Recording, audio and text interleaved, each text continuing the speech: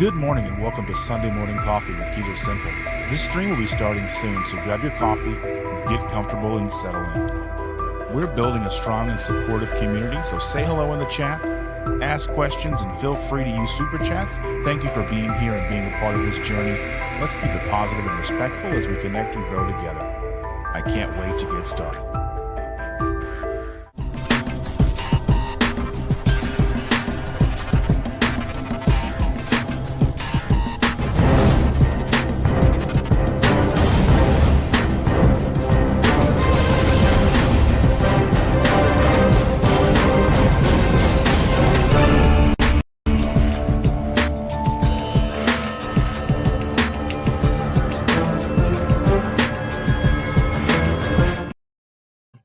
Good morning, everybody. Happy Sunday. Welcome to Sunday Morning Coffee with Keto Simple. Me, Dustin. Thank you for clicking on this video. Thank you for being here early. I hope you like the new intro. It makes me feel all fancy like a filmmaker. What do you think? Sound off in the comments what you think of that. And I'm going to take the first sip of this coffee. I hope you have your coffee ready to go. I hope you have it. It's delicious.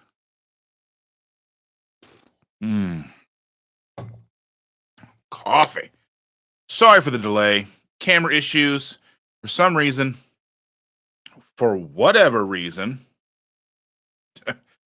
always something when it comes to technology. Good morning, everyone. A lot of chit chat going on. Good morning, Evelyn. Evelyn is here. So glad that she is. Merry Christmas. United Carnivore is here. Greetings from Tampa Bay. Matt Franklin with his Disney magic today. Good magical morning, everyone. So glad you are here. Becky is here. Good morning, Becky. I'm so glad that you all are here. Scott is here from Platte River Keto. Good morning, my friend. I hope you're doing well. Shauna is here. Good morning, Shauna. Why are you awake? Woo! Carl's in the house. Good morning, Carl. I'm so glad you're here. Carl. Andy. Andy is here. If you haven't seen, she's released a new video on how to make yogurt. In my house, I call it yuckert because it's yucky. But hey, go watch her video. I'm sure you like yogurt way more than I do. Go give her a video a watch. Someone with a wrench, throw that link here.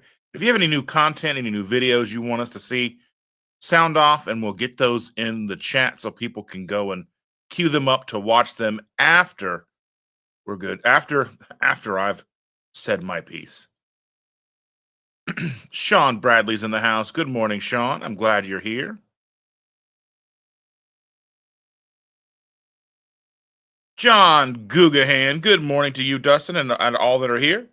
I'm so glad you're here. Mr. Gugahan. Coffee, everyone. Andy says, I took NyQuil last night. Had awesome dreams. I never woke up at 3 a.m. It was great.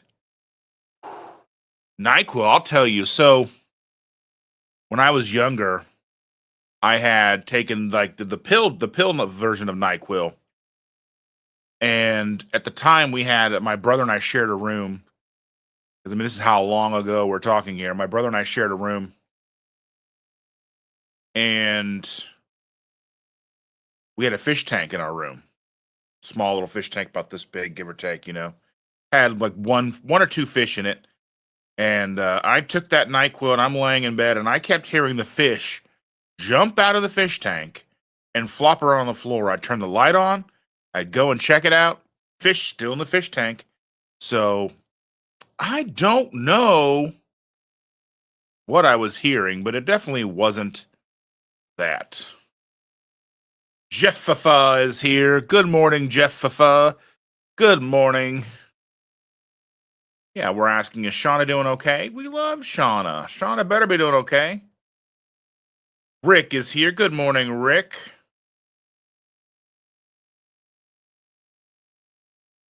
Rick the duck. No, I imagine he's more like Duckman than Darkwing Duck. Mostly been awake since about 3 a.m. Just achy. Well, I'm sorry to hear that. Andy's telling Matt that she's excited that that he and Sarah will be making the 2KK cruise next year. I will not be on the 2KK cruise next year unless something significant happens to our financials.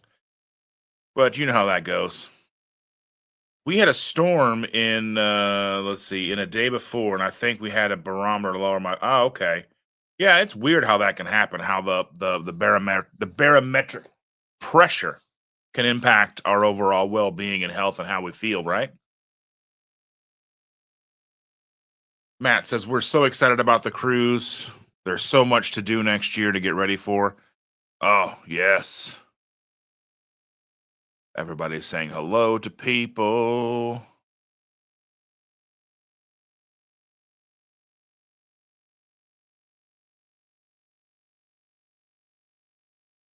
Let's see. Just saying that I'm tardy. I had issues with the camera. It just did not want to turn on. It keeps wanting to use the GoPro, which is not even connected to the computer, so I don't even know what's going on. It's time to rock and roll. Sean said it's a sweet intro. Thank you. You didn't see a new intro? Brian Doyle is finally home. Sean has got the right idea. Time for a refill of the coffee.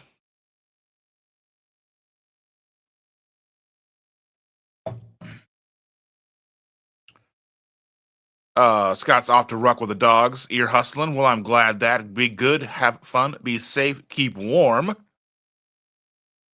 And John says, pretty impressive intro. I thought it was pretty cool. I think when I want to make an intro, it's like an episode of Mannix. Merry Christmas.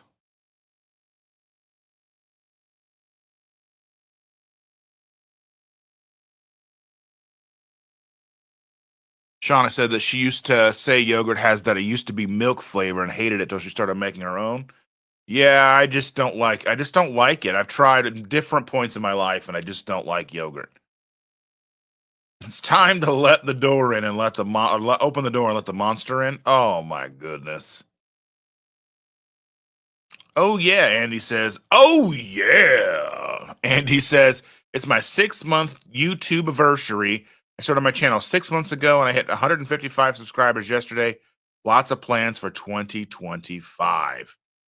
2025 is going to be huge, okay? And we're kicking that off tonight. Victor, Chris, and I are going live tonight with the Keto Crusades. I've updated and I'm excited for you to see the new intro for that. I've been working hard making intros and outros. Yeah, so today, when we end this stream, be sure to stick around and watch the outro of the video because I did put all of our wonderful members as of yesterday in the rolling credits. So instead of rolling it across the bottom of the screen, you're going to get your credits emblazoned at the end of the just like a movie, I put them in the scrolling credits. It's going to be a good time. It looks awesome. I put a lot of hard work into it. A lot of time and effort learning how to do all this fun stuff just for you. Just for you. Actually, it's for me because I enjoy doing it, but and maybe one day people will want to have me make them cool intros and outros and do all the fun things.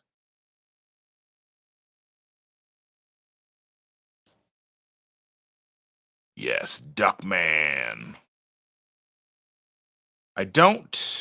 I did have follow-up x-ray Wednesday phone appointment with doctor on the 26th. It's been 51 days since I fell and I do feel so much better. I have PT in my future. Well, I'm glad.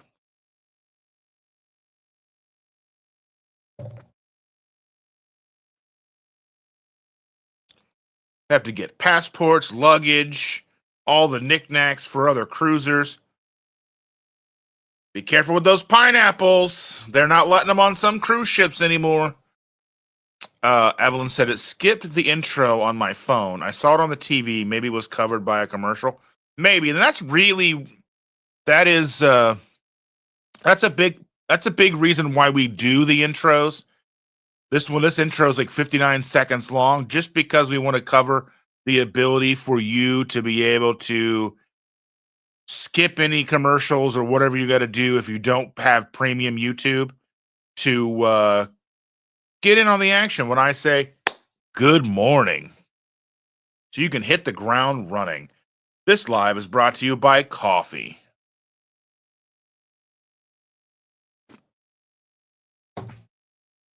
Coffee powering humans since the beginning of time.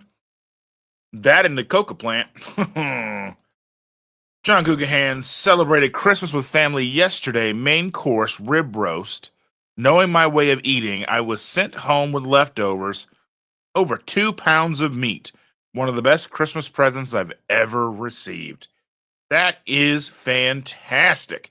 Now, speaking of what Sean said here, commercials. So, weirdly enough, we went back and started watching Northern Exposure. I had never watched it when it came out. It came out in 1990, ran for 6 seasons. Never did I get a chance to watch it. Now, I've been seeing these commercials for a pharmaceutical product called Jardiance.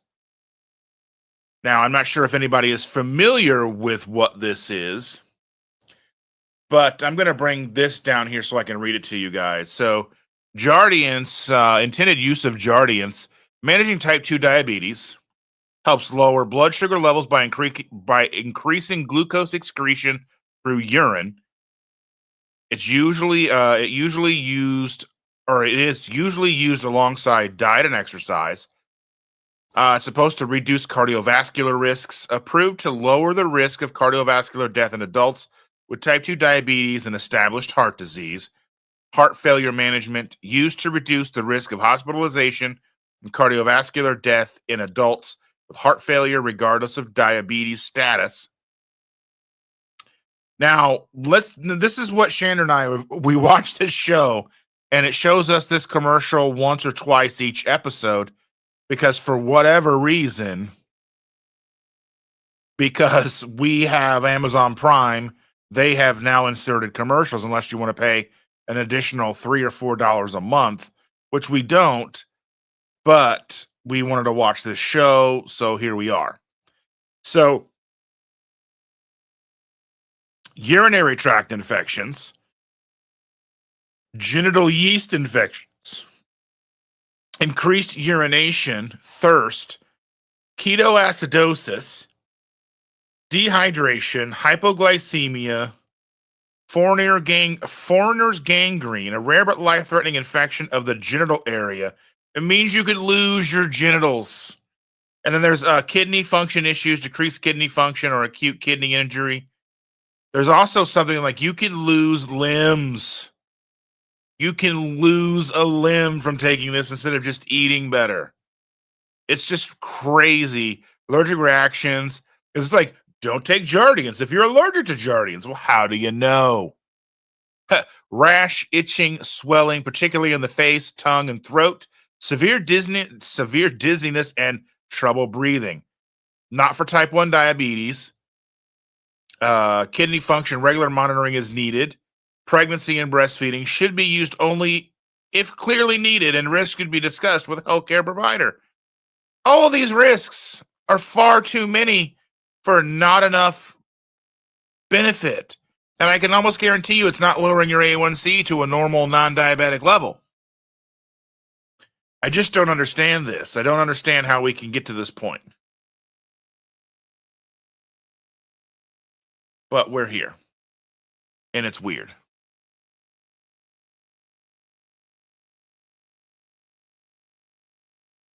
Let's see. Jeffifa did not see the intro. Well, you'll have to go back and watch it once this stream is done. I implore you. I am actually pretty thrilled with it. I actually toyed with two different songs, two different music choices in the beginning, for once the actual like intro kicks in after the countdown. But I'm just curious to see what you guys think.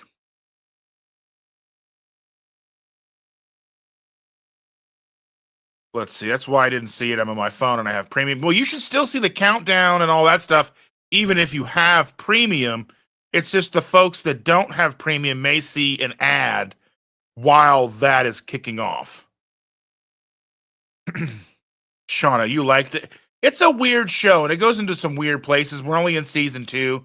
Season 1 was 7 episodes. Season 2 was 7 episodes. Season 3 is 23 episodes. So yeah. Yeah, and Shauna says those J commercials annoy her. Yeah. Yeah, Susan used to be on Jardiance. That's just terrifying. I mean, it just really is. Cindy DeManchi. Cindy DeManchi in the house. It's DeManch. It's DeManch. It's not DeManchi. I mean, unless you want it to be. But anyway, good morning. I'm glad you're here, dear. I hope you and the guinea pig are doing wonderful. And Sean says, I hate those commercials. I blame Jardiance for my neuropathy in my feet. I mean, there's just some terrible stuff. They're just like, yeah, it lowers your A1C, but by how much? How much? Just stop eating sugar and grains and such. I just don't get it. Jesse's Adventures is in the house. Good morning to you. Thank you for being here. Thank you for being a friend. Medication commercials turned into musicals, ruining songs. Yeah, it's weird. They're like dancing around in a fake grocery store. Yeah. Just eat meat, some veggies, have some coffee. Everybody, coffee. The side effects aren't worth the risk. Yeah, they're worse than not taking the medication. I mean, realistically. So Jardiance is a GLP-1 like Ozempic and all the other ones. Okay, I wasn't familiar with it. I didn't know if it was a GLP-1 or whatever. It's just that the side effects are terrifying. And I know that there are some proponents, there's some people out there who are defending GLP-1s for a particular usage.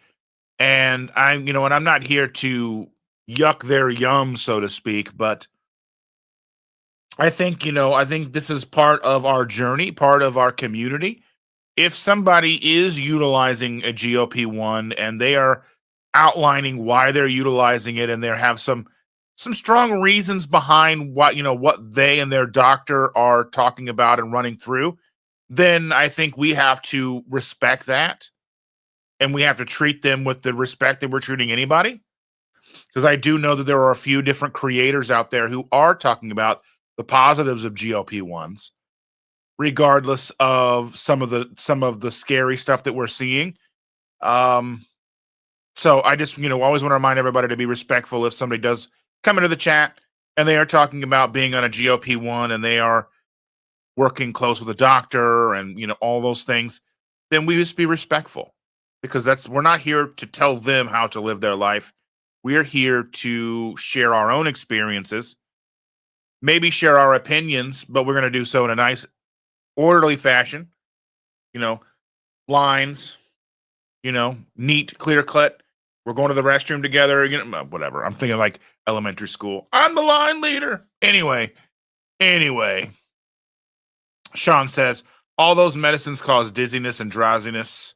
I used to be a walking zombie and all that stuff. Yeah. I mean, it's just terrifying. And like, I remember those commercials with Cedric the Entertainer.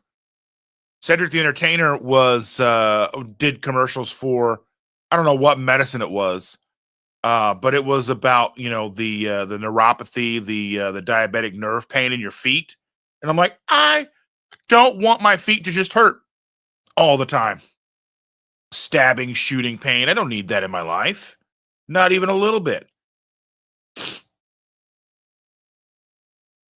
I don't want that. Brian and I are great. Deb's here again, leaving to go back home tomorrow. Well, good morning, Deb.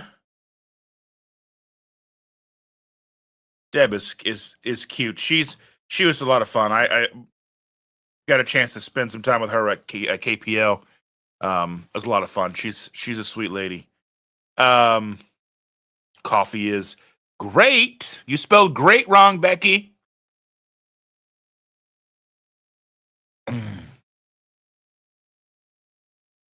Sean said my A1C was 7.4, taking both metformin and Jardiance. My A1C didn't drop until I started keto.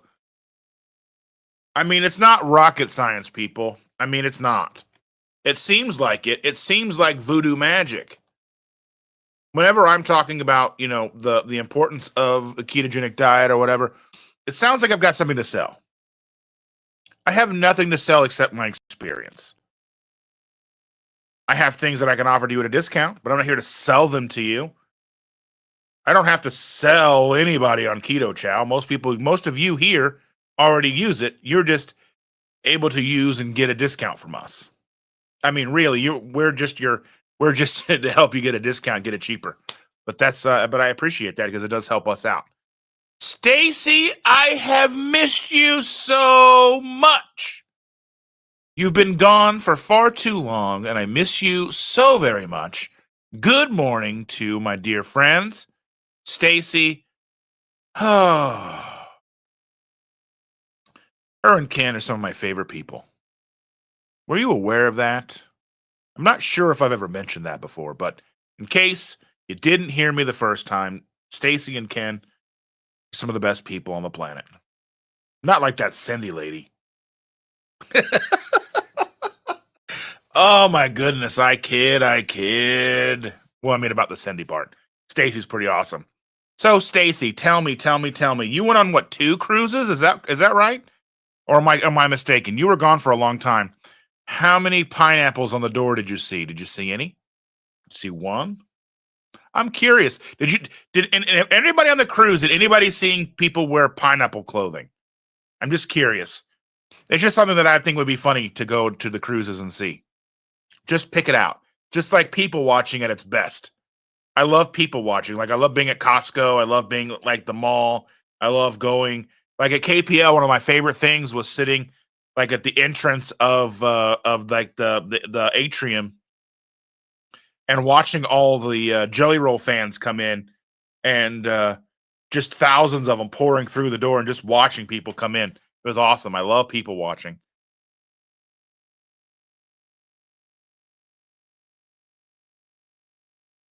So glad you did. Sean says, I hope Deb has a safe trip back home tomorrow. Hopefully traffic won't be too bad for her. Probably not.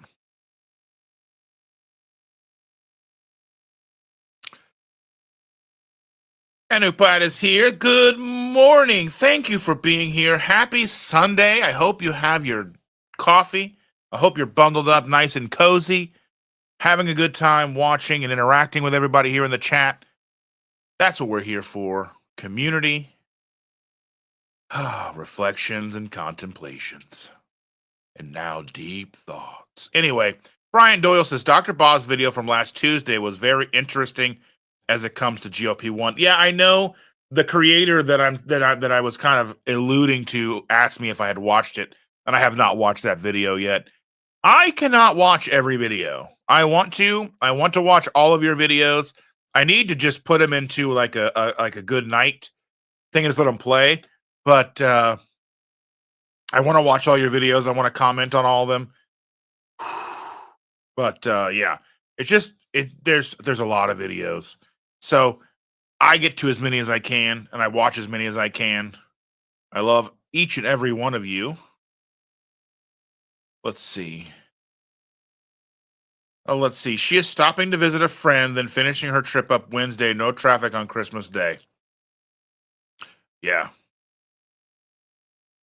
Yeah, I mean, that's the thing is like, that's the weirdest, like Christmas Day used to be like, now like, it used to be Thanksgiving and Christmas, and then Thanksgiving morphed into that like weird shopping day. And now it's kind of back to where nothing is open except like a gas station or the gas stations or whatever, and like Chinese restaurants and stuff. And then like, same thing with Christmas Day. You just go out and there's just the people going from place to place, like going from who have multiple stops to make to go to different houses. You know, you're going to stepdads and stepmoms and real moms and da da da and bonus moms and all these things. There's just a lot of that, but not a lot of there's no commuting, like, the interstates are pretty clean, but it is kind of like a weird, like, Christmas vibe to me, like, especially once you leave the house and you're out and about because nothing is open. It's kind of a somber vibe to me. I don't know, maybe it's just me. Yes, I'm glad I've got a lot of amazing people in my life that I can call, friends, family. It's truly amazing that this community is so tight knit that I can count on you people, to be there for me if I need you. I mean, not necessarily in person because most of you live hours away, but it is one of those things where I am more likely to have lunch or dinner with you than I am people who live in my own city. So for that, I am truly grateful, and I don't take it for granted at all. Carnivore K is in the house. Good morning, dear. I hope you're doing wonderful this Sunday morning. I hope you have your coffee if you like it, a nice toasty blankie, cuddled up, hanging out. Oh yeah.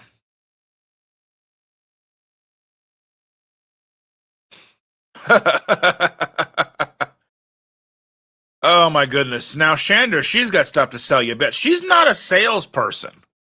She's not going to do it. And she's just going to post it up, and then you're going to find it and just need to buy it. She's not trying to be like, and you need this because no, she just knows what to look for. She's like, I tell you what, I made a post the other day on Facebook because she just, and she impresses me all the time. Like, just like when I think that I've seen her do anything and everything that she can do, she impresses me. And I know that her eBay and her shopping at Goodwill, I'll put you in like a little low key secret. It's not even that much of a secret. She has a shopping addiction. And she's put that shopping addiction to work. So she's able to go shopping and shop for hours and hours and hours and buy a cart full of stuff to help keep that shopping addiction at bay. But then she's able to turn around and turn it into profit. And for any of those who didn't see Tuesday night, we talked about a jacket, and I won't go into too much detail. But she bought this jacket. It was just a jean jacket from the 50s. She didn't really know much about it when she bought it. It was Lee, not Levi, and there is a difference as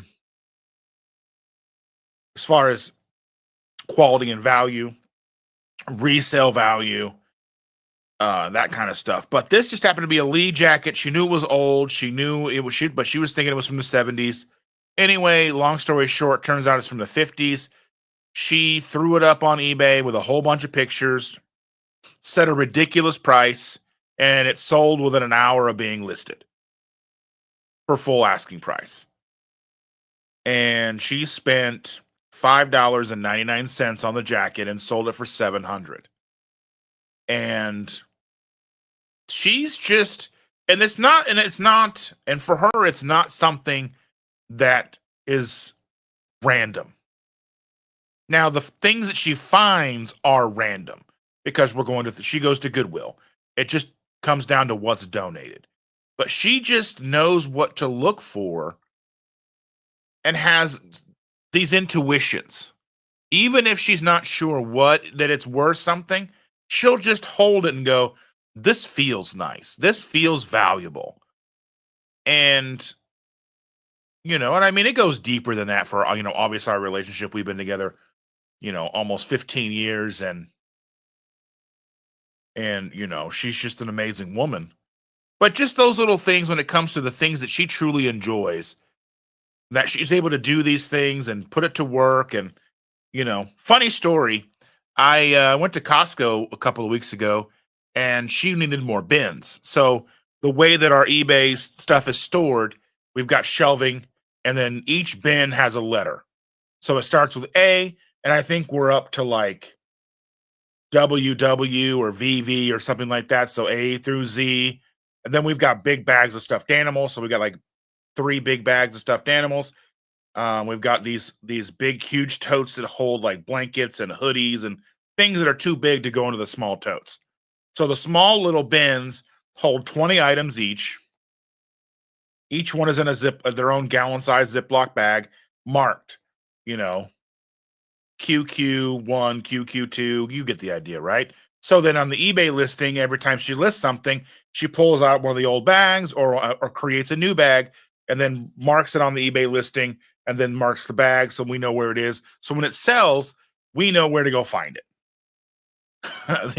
So I went to Costco and she told me to get 2 sets of bins and they come in packs of 3. So I picked up what I thought was 6, so 2, 6, put it in my thing, and then you just grab the 2 things of lids. They're all like zip tied together. I get them home and she's like, "Hey, did those bins check and make sure there's 6 because it looked like there was only 5." And I'm like, "It's probably just because I put it inside of another bin inside the garage." And I was like, "Well, it's just probably just an optical illusion." Went back, sure thing, there's only 5. And I'm like, "How am I going to explain this to Costco? They only got 5 bins."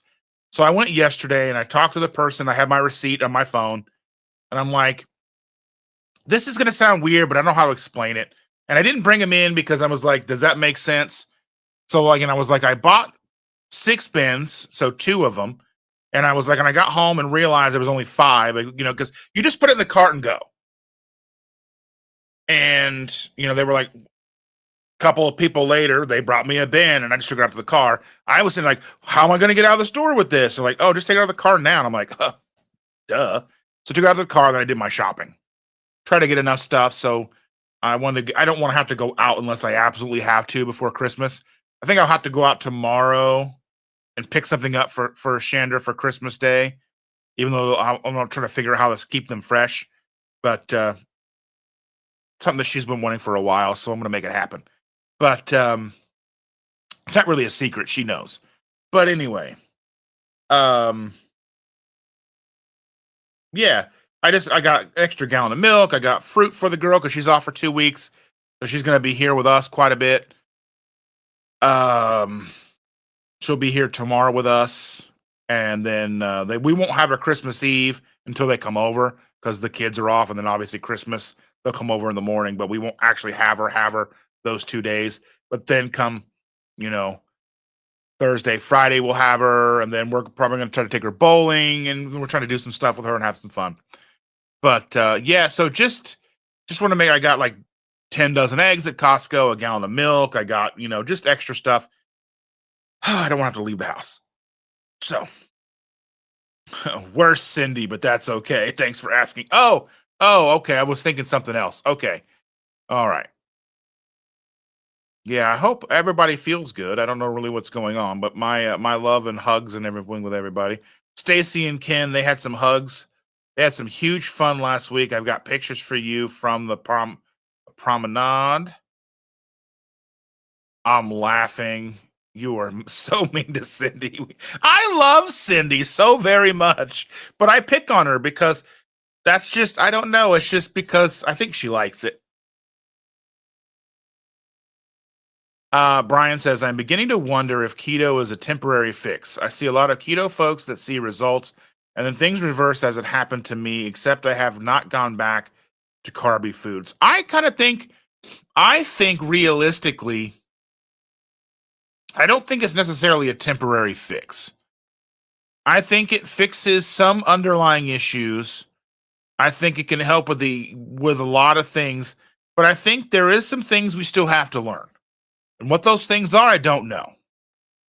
I think I've been doing this for going on over 8 years, going on 9 years.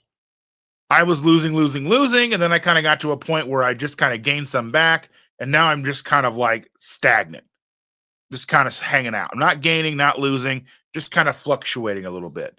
And I'm okay with that. And I kind of wonder how much everything else in our lives has to do with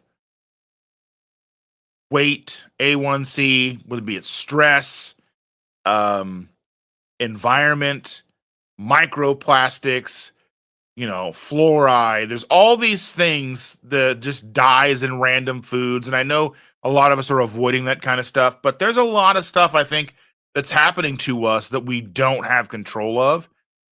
And I think focusing on what we do have control of, avoiding the foods we shouldn't be eating, avoiding seed oils, avoiding dyes, avoiding excess sugar. It's impossible to avoid all sugars because sugar really is in everything. There's even trace amounts of sugar in meats. There's all that stuff. Sugar inherently in of itself isn't evil. Sugar in of itself isn't bad for us. It's when sugar is the primary source of our intake. And I think, there's been times in life, in history, most of human history, we've gorged on sugar and berries and fruits whenever we found them. It wasn't a day-to-day thing. We didn't go pop the fridge in 1000 AD and grab, an apple. I mean, maybe some of the rich folks did, some of the kings and queens and all that had that kind of stuff ready for them, and they were probably carried in and travel across the globe and all that stuff. But I don't know, to be honest, because I wasn't there. I'm not that old. Anyway, I do wonder how much, like, once you get to a certain point, is there a reason to bring things like broccoli back into it? Is there reasons to bring maybe some potatoes back into things? And I think that's and I'm not trying to say just go and start eating, Kraft mac and cheese and tater tots and chicken strips and fast food again. But I think, I think there is probably something to be said that our biology is something that's been similar for millions of years up until the last 500 years, let's say.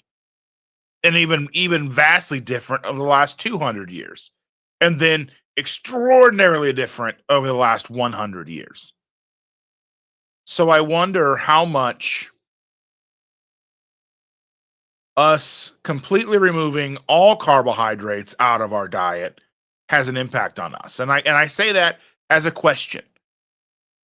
And I know that this is a place that I can ask these questions because we're all here for our own journeys, right? Whether you're carnivore, keto, whatever, we're here to be able to discuss these things.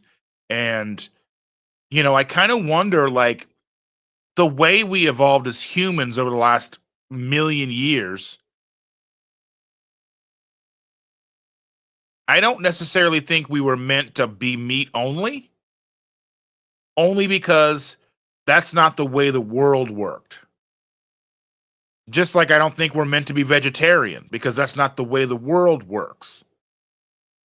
Or we're not meant to eat fruit every day because that's not the way the world works. I think fasting has a huge piece of it. I think there was a fair amount of starvation across our history. So fasting, incorporating, meat as much as possible because we know we need protein to build muscle. We know that the more muscle we have, the better our insulin resistance, the better our metabolism and all those things. Muscle drives those things. As you can see with people like I can't think of his I always think of these names like Paul Saldino. He's big on honey and fruit. But you figure he works out how much a day? He's surfing how long a day? He's very physically active and doesn't have a sedentary lifestyle. He's adding all these things in where someone like myself doesn't make sense because I'm not out surfing. I'm not in the gym 4 hours a day. But should I be eating should we really be eating 3 to 4,000 calories a day? And I only say that because it's easier to say something in caloric intake versus X amount of protein and fat a day. I don't know if we got that every day. I don't know if humans evolved from having that every day. I'm just not sure of it. And there's so much we're not sure of because humans have a very short-term memory. And we don't have a lot of written documentation about that stuff because people probably didn't write that down. And there's been numerous instances in history where we were all but wiped off the face of the planet. So we've had to evolve, and then we were decimated, then we had to rebuild, then we were decimated again. Because we look at civilizations go back 12 plus thousand years ago when we only thought it was 4,000 years ago. There's a lot of things that indicate that there's been civilizations on this planet going farther back than we even have any understanding of because they've been wiped off the map multiple times. They're starting to use lidar and go through the Amazon, and they're finding, you know, remnants of simple structures that we didn't think were there. There's just a lot of things that we just don't know, and I think these are valid questions because we don't know. And I think that's where you, Brian, N equals one. I know you've been doing keto for a long time and you went full carnivore and started to see some adverse impacts from going full carnivore. And I've asked before, have you tried adding things back in, like, some carbohydrates back in, like broccoli, cauliflower, Brussels sprouts, those types of things? And what were the reasons for going full carnivore in the first place? I don't necessarily think it's in our best interest for everyone to go full carnivore. I think the proper human diet is kind of a template. I think the proper human diet is a starting point, but some people are probably going to thrive with more protein. Some people aren't. Some people may need more carbohydrates and some people don't. There's a case for the lion diet. There's people who will thrive for a time on the lion diet. We don't have enough information long term. I know we have people like Sean Baker who've been doing it 8+ years, just eating steak. But I know he's had ice cream. He's mentioned things in different podcasts that I've listened to, different shows he's been on. He's had more than just meat, salt, and water and eggs in the last 8 years. Has it been even a percent of his diet? No. But also, he's somebody who works out every single day. He's 50, 55, or 57 years old, or however he is, and he's jacked. So I think we have to look at us and we have to play around with everything that we do. So, that's where, someone like you, Brian, where we've talked about this, where, you did keto and you were losing, then you went even stricter to carnivore. And I kind of wonder, is that necessary? If keto is working, is it necessary to go carnivore? And I think in some instances it might be, but I don't think every person needs to be carnivore. And that's where we get that dogmatic argument with the carnivore community, where they think everyone should just eat meat and that's it. You don't need anything else. Broccoli will kill you. Well, time's going to kill us all. But I just wonder, how do we look at this? How do we move forward? And I want this place to be a safe place to talk about that, because we have to talk about this. Because if Brian isn't seeing the positive impacts of a carnivore lifestyle, then he may not need to be living a carnivore lifestyle. Maybe roll it back to keto. Maybe throw a potato in once a week. I don't know what it is you need to do, but there's nothing stopping you from trying these things. But you have to understand, and this is one of those big caveats, you have to know who you are, what your triggers are, to know if you have a potato or if you have whatever. Is that, I'm not saying go to McDonald's and get French fries.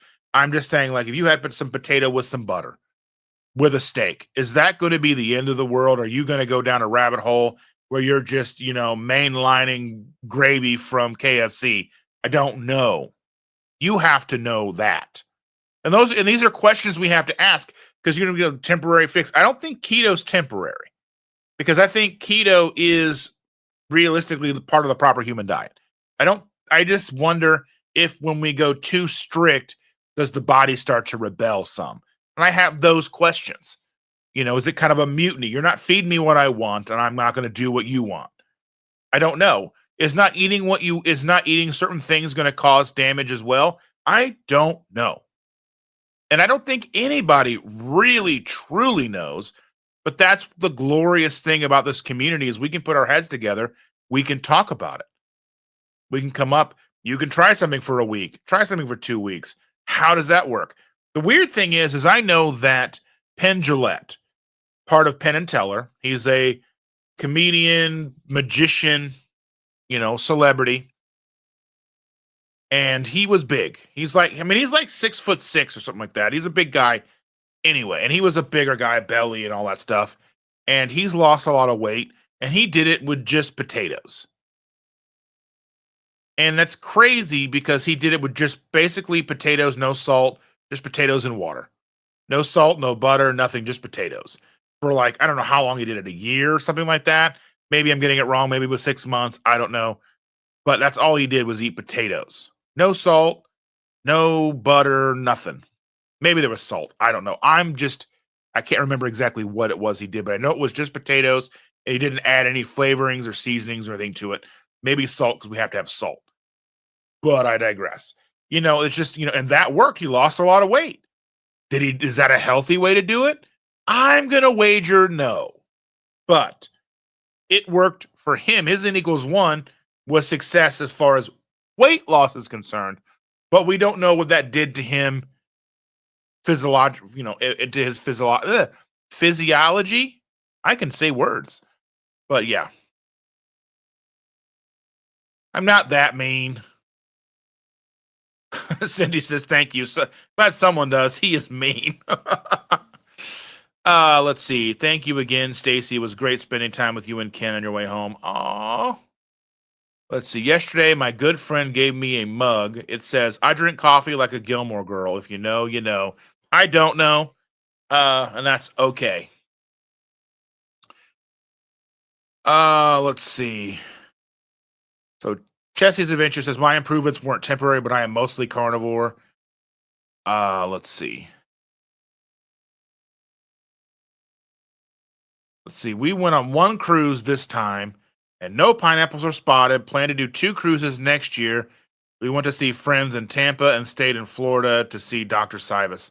That's a lot of fun. Yeah, not many trucks. Shauna says, our family for the last few years has gotten together. My mom, brother, his girlfriend, all the kids, and bro's ex-wife. That side of the family, too. It's nice. No choosing. It's like, even like that, like, if, like, I even make sure that, like, and I know this is not something that most men might do, but I even talk to Chandra and I'm like, if your ex-husband doesn't have a place to be on a holiday, he needs to be here with his kids, spending time with them. That's not for me to say, nope, he can't come here. I mean, if he was a total nightmare to be around, then maybe. But I've always been one of those people that's like, I will drive his kids to him and from him, take them there, pick them up, do whatever it takes. And if he doesn't have a place to be, he should be here with his kids. That's where he belongs. If not for them, for him, whatever, because that's the right thing to do. But yeah. Let's see. Brian says, I'm mostly carnivore as well, yet I am almost back to where I started 2.5 years ago. Then, like I said, maybe carnivore isn't the way, Brian. I mean, maybe roll it back and start keto. What were you doing 2.5 years ago on keto that worked? That might be something to look into. And I think we've talked about that before. I mean, that's where I would start. I would go back to basics. Maybe carnivore maybe your body doesn't like it. And that's okay. We used to always go to the movies on Christmas Day. And now we just spend time watching movies at home. I love movie theaters. I love going to the movies. It's just a sad thing that there's not a lot of good movies. I mean, Nosferatu opens up on Christmas Day. That looks interesting. But I haven't really, yeah. Let's see. Spent a few hours with Cindy and Brian on the way back. I know, I was jelly. Our Christmas tree still isn't decorated. We've been home from vacation since Monday. So what? We just put our Christmas tree up, I think, Monday. No, we put our Christmas tree up Tuesday. I did it before our live Tuesday, and it got decorated the next day. So, I mean, and we didn't go on vacation. So, what's our excuse? Oh, I didn't want to do it. I love Christmas. I just don't feel like dragging it in from the garage and putting it up. Let's see. Not being negative. I want everyone to reach their goals. Just being real. Yeah, that's the thing. Is I think you have to find what works best for you, Brian. And at this point, I don't think carnivore is it, and that's okay. That's okay. I think you have to understand who you are, what's working best for you. Go back to where you started with keto and give that a try and see how that works. Maybe adding in extra carbohydrates, vegetables, broccoli, whatever you were doing back then might need to work, might need to be what you need. I don't know. That's the wonderful thing about this is we have the power to really dig in and find out what's best for us. Mine wouldn't be up, but my niece came over a few weeks ago and put it up for me. Well, that's so sweet. Brian and I still going live Wednesday at 6. Supposed to be with the kids' grands. Just found out last night my granddaughter may not make it on with her baby. Oh. I'm trying to figure out how deep that means. I don't know. Money, woohoo! I like money. I like money. Karen Harrington is in the house a little early. We have to stop back. Oh my goodness, thank you for being here. My name is the result of decades of collecting. Yes. People buy stuffed animals. Mom had a ton of them. People love stuffed animals. One of our that was one of the biggest things we've sold up to that jacket. We had a couple different bears. We had a pre-Duffy bear. So Duffy is a bear that you can buy in Disney World, Disney properties. It's called Duffy. But before it was called Duffy, they did a trial run. It didn't have a name yet, but they put a bear in Disney and put Mickey's on its paws or whatever, and it sold. It sold well. So it was enough. It sold well enough that they decided to call him Duffy and put him in the parks.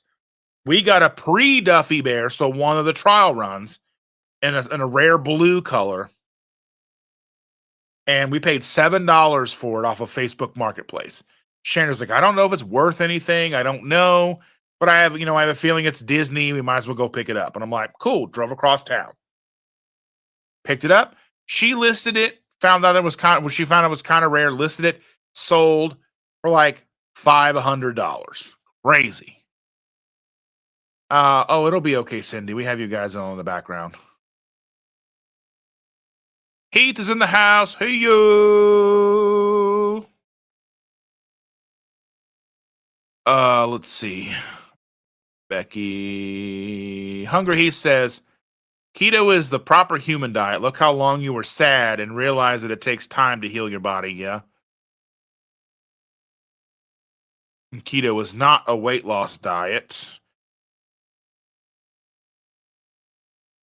I think we get those confused. I think getting healthy, you will lose weight. Let's see. Be right back. Getting started on chores while listening.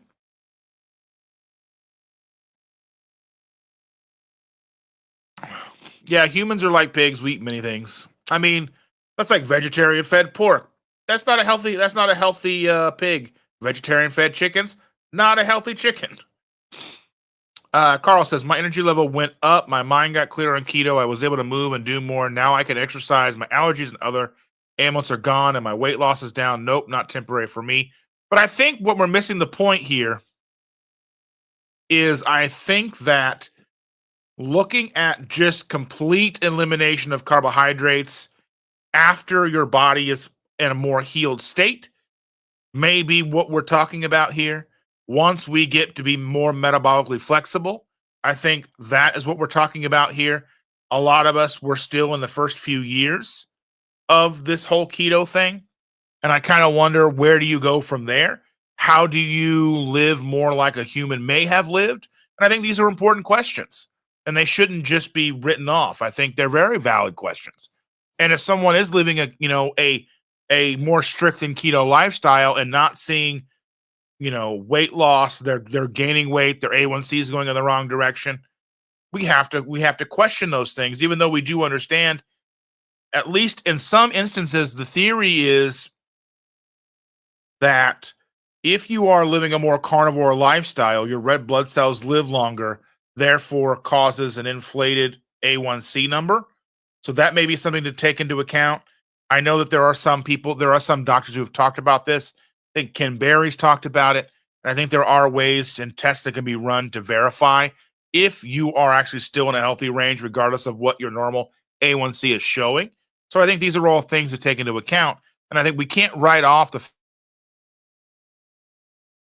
fact that if you've been doing keto for a number of years and then you've gone and switched to carnivore and then things start to reverse, then it's obvious that, I think, it might be not obvious. I think it's something to consider. Well, have I gone too far? Should I backtrack and add in some vegetables? Should I have some broccoli? Should I have some cauliflower? Is that what my body's telling me? These are questions that I think are very valid and very important to ask.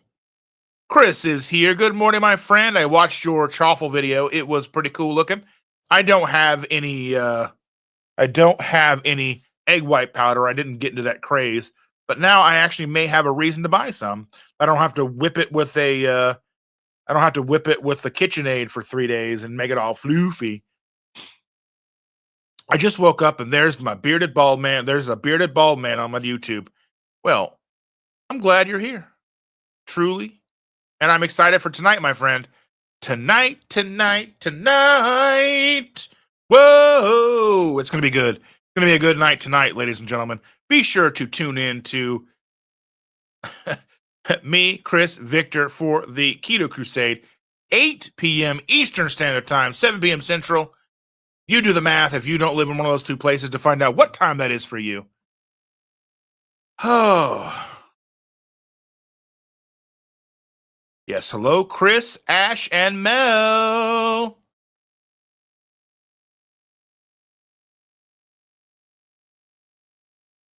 Let's see.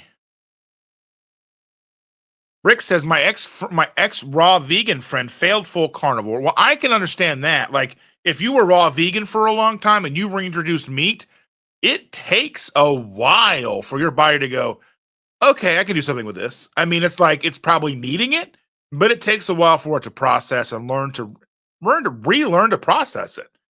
And failed full carnivore, but 50% meat and doing great. I have a friend that was vegan when we met, and I was doing the keto thing, and she slowly started to reintroduce meat, eggs, and all these things. And for her, it was more of an ethical thing. And but then you really come to find out that like there's just a lot of anti-nutrients in the vegan diet, and you're not getting everything you need. And she started to feel bad and just couldn't get feeling good anymore. Yeah, proper human diet is a spectrum. Finding where you fit best makes all the difference. Yes, I don't think that there's any one thing that is 100% for every single person. Vegan isn't going to be for everybody, obviously. Paleo isn't for everyone. Regular keto isn't for everyone. Carnivore isn't for everyone. Ketovore isn't for everyone. And lion diet, like vegan, isn't for everyone. I think if you had to choose between the two, between vegan and lion, I think lion is probably better long term, but I don't think it's sustainable. Vegan is probably more sustainable. It's easier for more people to find stuff. I don't know, but health wise, 41 years on various meats. That's what I'm talking about, Mr. Rick. Sonny is here. Good morning, my dear. How are you doing? Sean says, going to be doing triple B&E with a 2KK.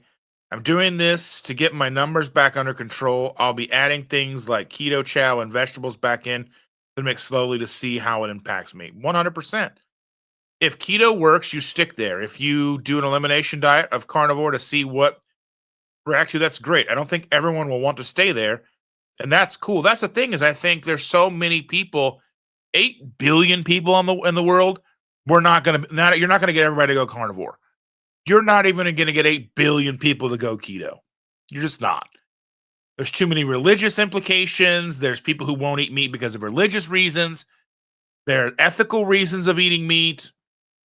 There's all these things that come into play. We're never going to get everybody on the planet to eat a proper human diet.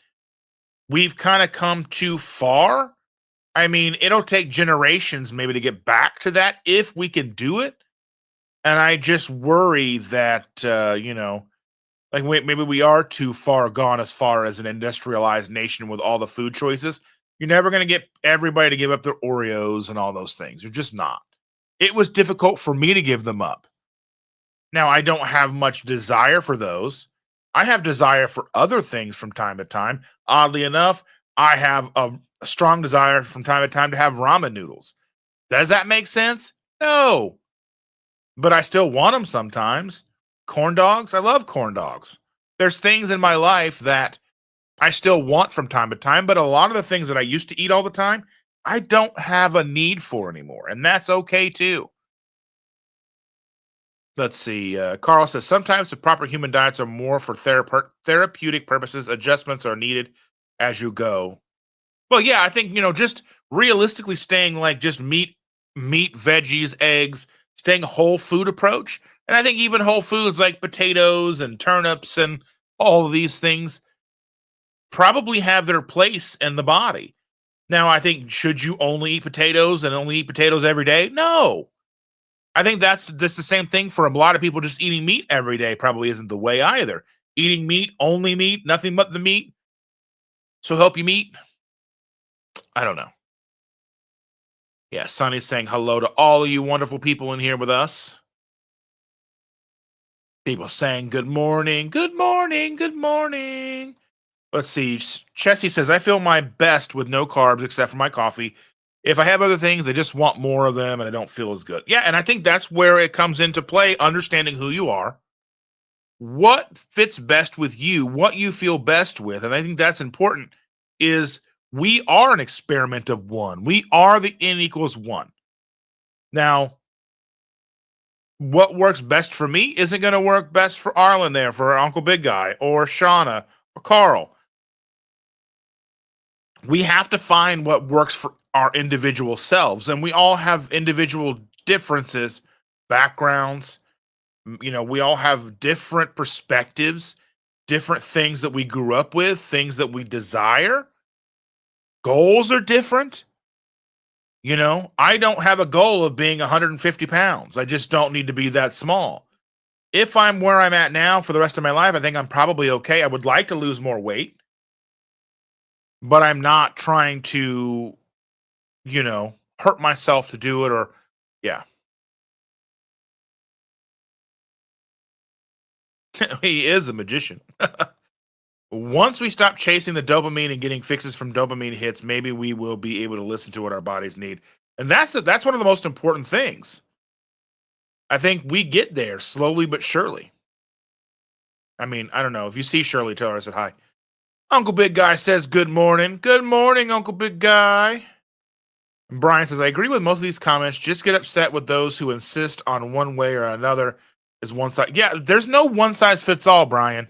And I just want to say, that's why I'm like, if you've come down the carnivore road and it's not working, back the truck up a little bit. It doesn't mean double down. I mean, if you're only eating meat, I mean, you can go one of two ways. Realistically, you can change the meat that you're eating and just eat beef or ruminant animals and salt. You can go that direction. Or you can backtrack and go back to where you were finding success in the beginning with the ketogenic lifestyle. Go back, add in some of the carbs. Those are two things. I mean, I would say there's a third option, but we're not going to travel that road. We're not going to go back to the standard American diet because you didn't have success there. The grand shared their love with me. Oh. The other day, the granddaughter and I were in the car, and she was talking about how they are now living with her dad's mother and his stepdad until they can save up for a house, and because rents have just gotten so crazy. And she was saying that her papa over there is nicer than me because he gives her cereal whenever she wants. And I'm like, you can't have an argue. You can't tell a 6-year-old why that's bad. I mean, like you're just like, well, you don't want your teeth to fall out. I mean, that's really kind of that hits home with kids. I mean, we don't give her cereal. We are very controlled in what we give her. She gets bacon and lunch meat and things that she will eat here. She does get like low carb tortillas and but a lot of eggs, cottage cheese. We try to buy the cleanest cottage cheese we can find. Realistically, the most prevalent one, it seems to be the cleanest, just the Daisy cottage cheese. And I've actually also found they have a Daisy French onion dip that's really good and relatively clean for what it is. I mean, really for like the ingredients, nothing suspect in there as far as the ingredients list is concerned. But we do know how that can be. But but she was like, but I don't know what I would do without you, Paul. I didn't cry. Thought about it. Thinking about it now. I love her so much. She's like, but what would I do without you, Paul? Oh, I love her. Oh, grandkids are the best. People saying hello. I think we all agree that eliminating overly processed foods is one of the keys. Yes, overly processed foods. I mean, and realistically, I think just the starting point should just be whole foods. If it isn't from an animal, if it isn't from the ground, a tree, it's probably not for us. And I think even some of those things are not for us all the time. Especially apples these days. Like, we used to eat apples all the time back in the day, but they weren't bred to be basically candy. I mean, that's I think, like the same thing with grapes. Well, grapes used to be extremely rare. You only had grapes if you were extremely wealthy or lived where they grew. But grapes these days, they've got these cotton candy grapes. I've never even tried one of those. I'm afraid to try because I love grapes. And now that we usually keep grapes in the house with the girl or for the girl, and I will have a grape here and there, but I have to be careful because like it's easy to throw like 15 of those things in your face and not even realize it. Same thing with the little cutie oranges. I like those too. It's easy to sit down with 2 or 3 of those and just have a snack. That's a lot of sugar before you even realize it. Sean says, my big thing with this other diets is the way they want you to limit your intake. Carnivore is the only diet that says eat as much as you want until you're full. That's why the others failed me. Well, I mean, that's how I look at keto. But again, I utilize keto to do that. So I was utilizing meat and fat as the lever. So I was adding fat to things to help with my satiety. I wasn't, you don't want to overeat the vegetables, but you can have more steak if you want. And then I was doing my gigantic fatty coffee, which I talked about kind of at length on Gormy's podcast, the Fat Guy Forum. You can check that out over on Spotify and Apple Music and iTunes or whatever that's called now. So wherever you find your podcast, it is a audio only podcast, but if you have a chance, it'd be awesome if you go listen to it because it not only supports me, but it supports Gormy, who's doing a wonderful thing out there, trying to talk to the guys in our community and get their perspectives. And it's really helpful because he doesn't only talk to keto people, he talks to everybody. I think that's so valuable. So if you haven't had a chance, go over and check that out. I truly appreciate it. But yeah, I think I utilized it like eggs, and I'll eat 10 eggs if I'm hungry, Brian says, I don't really understand how throwing carby food into the mix can help. I don't understand the mechanism, but I kind of wonder, does it help our bodies maintain a metabolic flexibility? Think about how hard it was for our bodies to process fat. and to burn fat before we started keto, and how long it took us to get to a keto adaptation phase where we were burning fat or being able to process fat easily.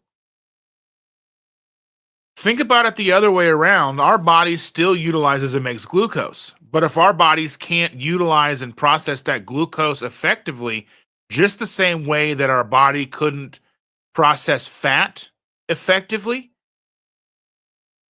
if we don't give our bodies a chance to process and and this sounds crazy, but it's just a theory that I have. If you are adding in carbohydrates from time to time, and I'm not saying even every day, but a meal here or there having broccoli, a meal here and there having Brussels sprouts, maybe have, like I said, throw a potato in there if you want to. I'm not saying go crazy and eat McDonald's every day. I'm just saying that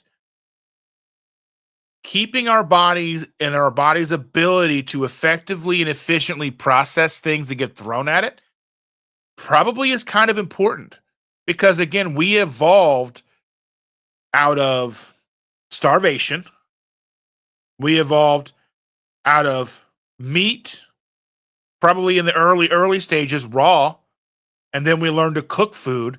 And then once we learned to cook food, we have a theory that that's when our brain started to grow and our intellect started to grow.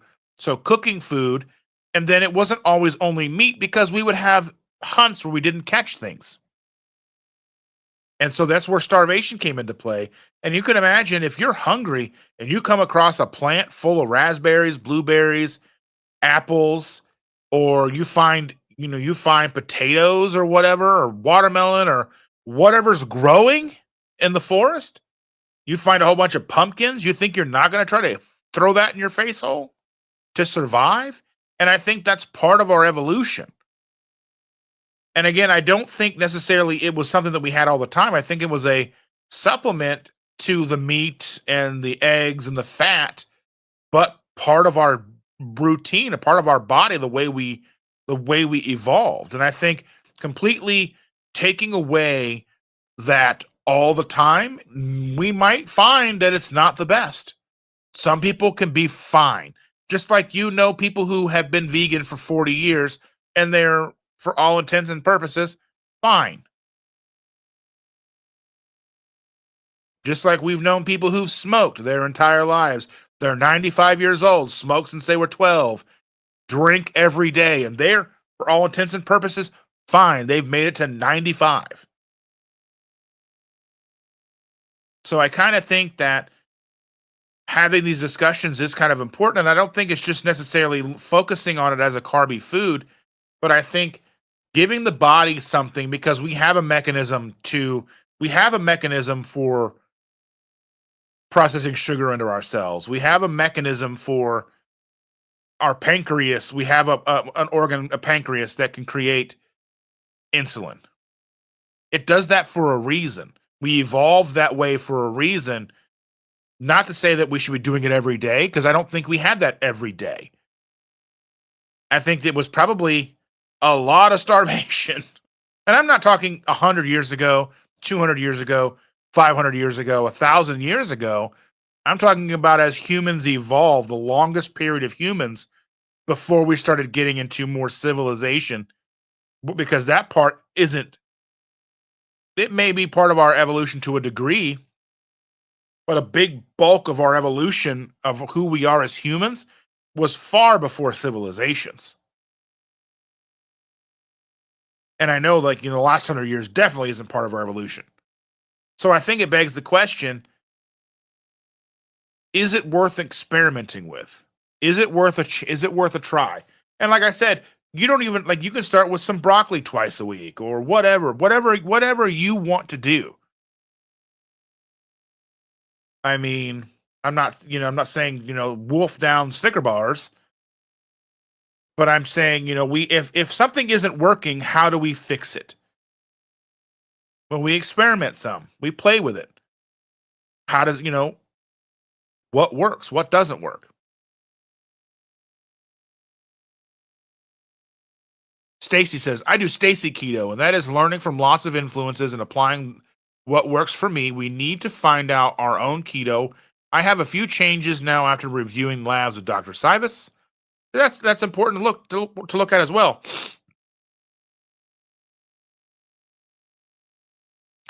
Someone called me the carnivore version of durian rider, iguana rider, maybe. I don't know. They're awful small. I don't think you could fit on one. They'd probably not like it very much. Good morning, Amy. Sorry I'm late. I just woke up with a headache. Well, I'm so very sorry for that. I hope you're feeling better. Get some coffee in you. How can we find her? eBay. Let's see. I will put that in here. Give me a second.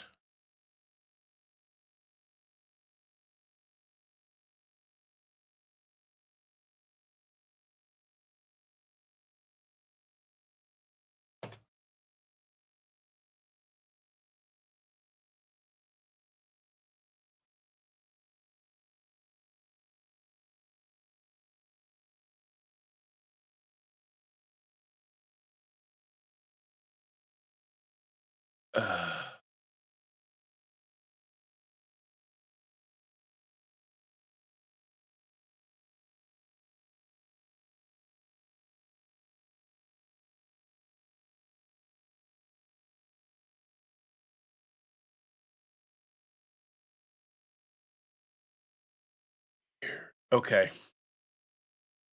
I think I'll figure it out here. I have it. Hold on. I like your patience. You guys are good to me.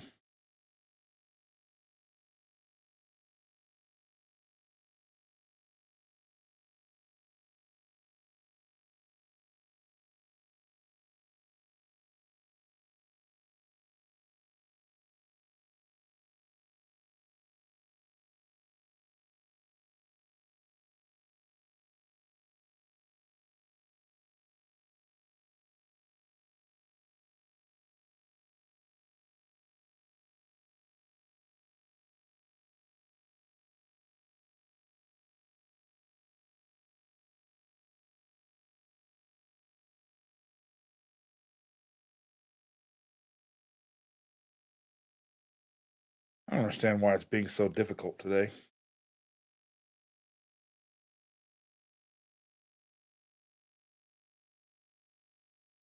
There we go.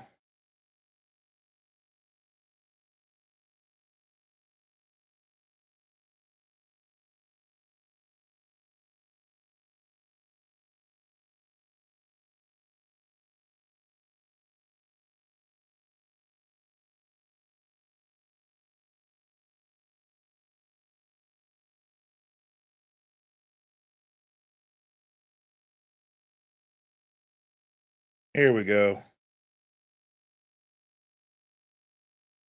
There we go. It's in there. Thank you. Let's see. He says the warden went carnivore. She actually undid all the results from keto and actually gained weight. She is currently doing high fat keto to try and undo all the damage that carnivore did to her. So these are things, these are definitely, things to take into consideration. Becky's getting more coffee. Probably already has it by now. Brenda's in the house. Good morning, Brenda. Thank you.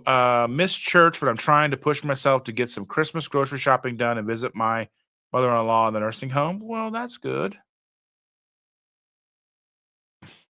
Brenda says, hope you had a happy birthday, Sean and Michelle. Yes, happy birthday to you too. Happy birthday to Sean and Michelle. Happy birthday to you guys. Happy birthday to you. Probably not as good as Rachel, but and many more.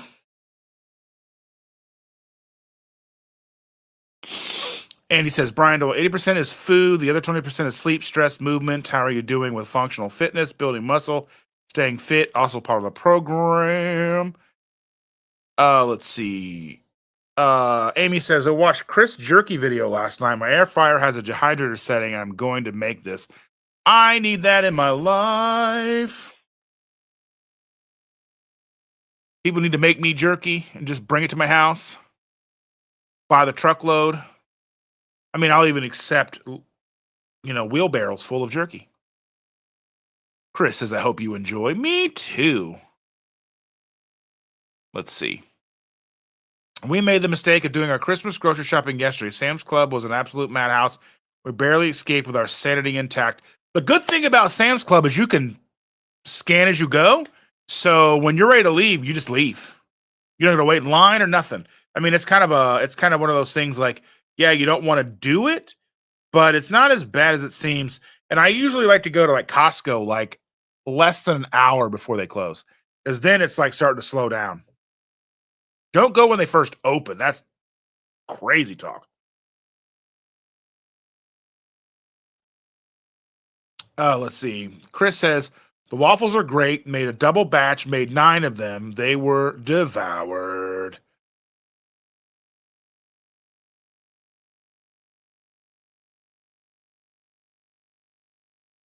Sean, I feel you. We did our grocery shopping Friday, so we don't have to go back out for that exact reason. Even Friday, it was getting bad. Yeah, I went there yesterday. It wasn't bad. Oh, Keto Simple and CCN links for tonight. Thank you so very much. Don't forget to throw Victor's in there, please, Shauna. We're going to be throwing it up on all of our channels. I'm going to be putting it on my X, Twitter, whatever you want to call it. So there's going to be plenty of places to catch this live tonight. It's going to be one for the ages. It's definitely going to be one of the best live streams of 2024, in my not so humble opinion. Let's see. Chris, I'm making the waffles and funnel cakes. You are virtually at our Christmas table. Well, that's fantastic. I love this. He loves it too. John's getting ready for church. Have a Merry Christmas. Thank you, John, for being here. Truly appreciate you, Mr. Gugahan. That and New Year's. Evelyn, be prepared to help fry up some funnel cakes. Yes. We had a great day yesterday, Brenda. Thank you again. Yes. Let's see. We have started adding sweet potatoes back in and having no ill effects.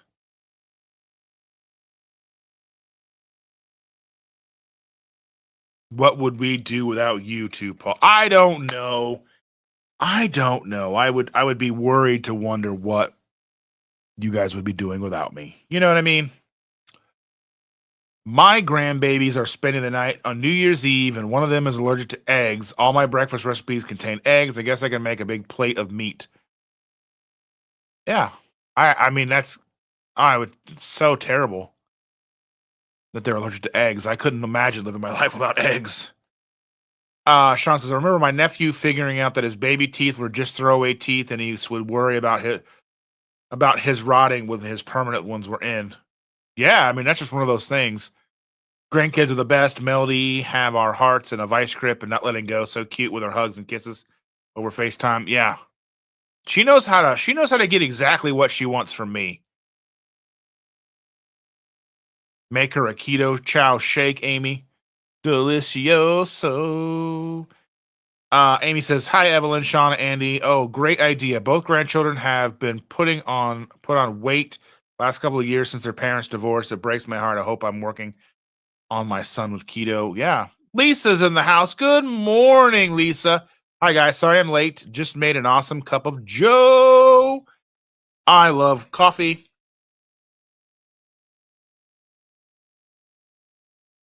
I have been thinking. Now, let me know what you think of this. So I have these cups. I have this cup, my Buc-ee's cup, my Sunday morning coffee cup, if you will. Until I can get a custom made cup, I was thinking as giveaways, as things to you, my loyal fan base. I was thinking about anytime I'm near Buc-ee's, buying a couple of these and having Sharon, who just got a laser etcher, or I don't know if Brian can do the cups too or not. I don't know, but I like laser etching like on this side, my logo, and then having the person's name who wins the giveaway or whatever it is. I don't know if that's even possible, but something I've been thinking about, because I mean it'll be a pain in the butt because I don't live anywhere near. I live like three and a half hours away from a Buc-ee's, but it would be worth it for me to go down and get those, or go and get those. Or, I mean, realistically, if Cindy and Brian have the capability of doing that, they live a few minutes from those, and we could probably make that happen. I just want to make sure that I'm giving you guys something cool to sit and have coffee with me on Sundays. I do have new merch designs up on my merch store. I think there's 3 new designs. Go check those out. Let me know what you think. Again, I don't promote the spread shop very much because, or spread shirt or whatever it is. I am working with Sharon trying to get some new designs and some shirts up to offer you guys. But I think having a spread shirt still reaches a lot of people because it is attached to the YouTube. So I will keep it. I don't necessarily promote it too much to you guys because I think they're not a great value. And I want to make sure you guys are getting your money's worth. But take a look. Let me know what you think of the new designs. And yeah. Let's see. Okay, all. Coast Girl's going to go back to sleep for a while. Well, Merry Christmas, Shauna. Love you a lot. Hope you get some rest. Maybe see you tonight. Hungry He says, I have learned that fiber is not the big evil like a lot of keto folks claim. It has been beneficial via veggies. I think that's the thing, is I think there's a certain point where certain people have severe autoimmune, severe other issues where fiber isn't really being taken care of in the gut and their bodies just aren't able to process it. And those, like I said, N equals 1. If you can throw in something and it works and you're not seeing any negative impacts and you're not doing it all the time and it's not causing you to backslide and all those things, I don't see a problem with it. I mean, the difference between like some like real like mashed potatoes versus the boxed stuff.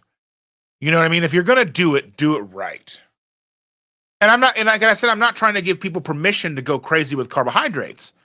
I mean, I still think that a low carb diet or low carb lifestyle is probably still one of the best ways to live. I just don't think it's the only way to live for most people. You're not going to get most people. Amy sent some ideas, or Evelyn sent you some ideas.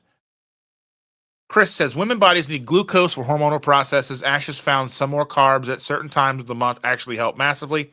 And now she's broken a year-long weight stall doing it. That's what I'm talking about. Like, you have to figure that stuff out. And I don't, like I said, there's nothing that's one size fits all. I think sometimes men need things like that too. Yeah. I think 100%. I think we all need to be playing around. Like if we're just not feeling our best or whatever, Becky means Dustin is making money as a creator. Celebrate it. Oh, yeah.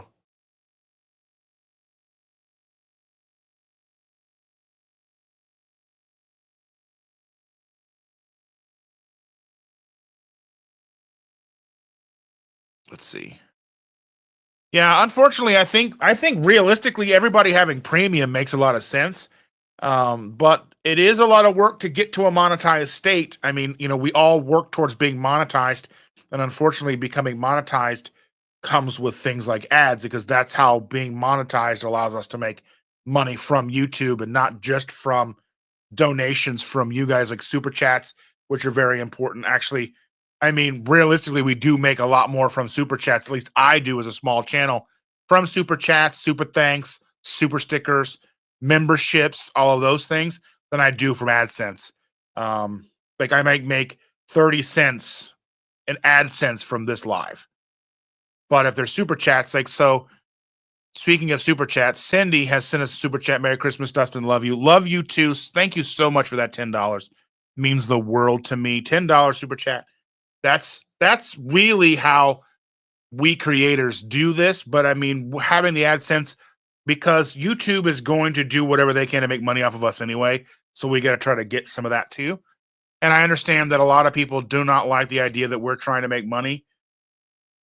But I mean, YouTube isn't free. I mean, everything dealing with YouTube costs money, from the cameras, the internet, to anything, even StreamYard. StreamYard right now costs me $45 a month just to stream to you guys on a monthly basis. So we have to make something, we have to recoup some of that. So that's just one of those things.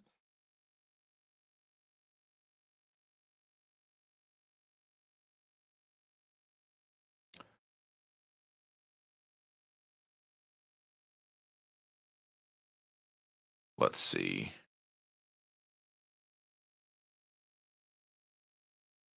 I might give in and buy a new stainless steel titanium frying pan as advertised. I don't know. I don't really have a lot of control over the ads. I do know that during like election season, I can take out the election ads or things like that. I don't have a lot of control really over what the ads are, unfortunately. Yeah. So James, hello, James. Thank you so much. I hope you're having a good time hanging out with Lisa and listening to us, me, all those fun things. Let's see. Amy says I'm putting Evelyn's friendship bracelet on for superpowers today while I go shopping. Well, that's so sweet. Thank you so much. That's a lot. I love that. I have all of my Evelyn friendship bracelets in my nightstand, so they're right there, right near me.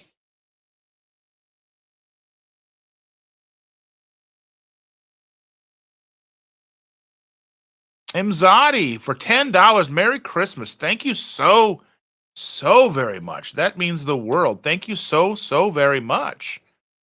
Thank you. Merry Christmas to you. Happy holidays. Merry Christmas. All of the things. We just so much love going around. Let's see. Just keep stirring until they're cool. Okay. Let's see. Thank you. Sonny says, I just wanted to say my grandson's birthday party is this evening. I won't be able to join the live. I hope you have a great live. Well, catch the replay. It's going to have a lot of awesome stuff going on. So catch the replay. I really appreciate that. And I hope you have a great time at the birthday party.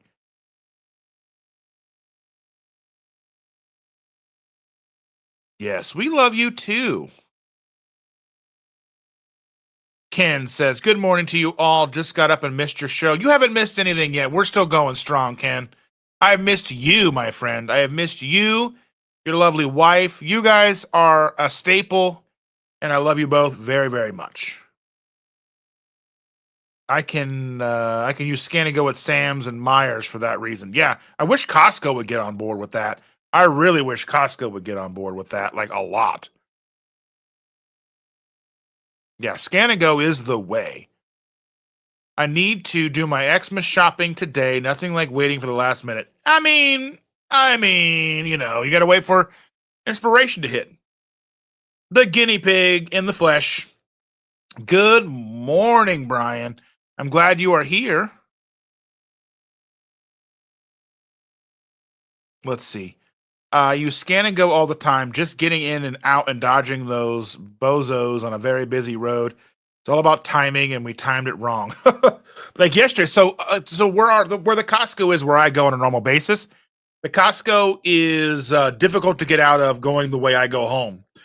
So yesterday I was coming out of Costco, coming out of the parking lot, and I had to go get gas because I try to get all of our gas at Costco, even though it doesn't go towards our 2% cash back. You're saving 25 cents a gallon typically. Sometimes more, sometimes less. It really just depends on timing. But so I try to get all of our gas at Costco. I got gas, and then as soon as and typically it's like a hard thing to get out. I got to wait for both sides. This is a very small 2-lane road that isn't really designed to have a Costco. They're trying to widen it. They're trying to make it's been there for over a year, but they're trying to make it good, able to get out. I almost needed a light before the light, but I digress. Anyway, I timed it just right. Was able to go right out, and I was like, yes, that's a win. Good morning, Lisa. You and my friend James. I ate eggs for a week, aimed for 14 eggs a day. It was not easy. I can only take 6 per sitting. Drum roll, please. Lost 0.8 pounds. I call that a win. I don't know about you, but that's a win in my book. Sonny says, I wish Walmart would come up with a way like Sam's where you can have. Well, the thing is, Walmart doesn't take anybody's scan pay. They don't do Apple Pay, Android Pay, or Samsung Pay, any of that. They have their own, and that's all they want. They don't want to give anybody anything. So I doubt. I mean, the only way I think they're so concerned with shoplifting, even though they're leaning so heavy into the Scan and Go. or into the what they're called shopping, the scan yourself stuff that I hate. Yeah, I don't know. We'll see. Walmart eventually probably will do that, but we'll see. Let's see.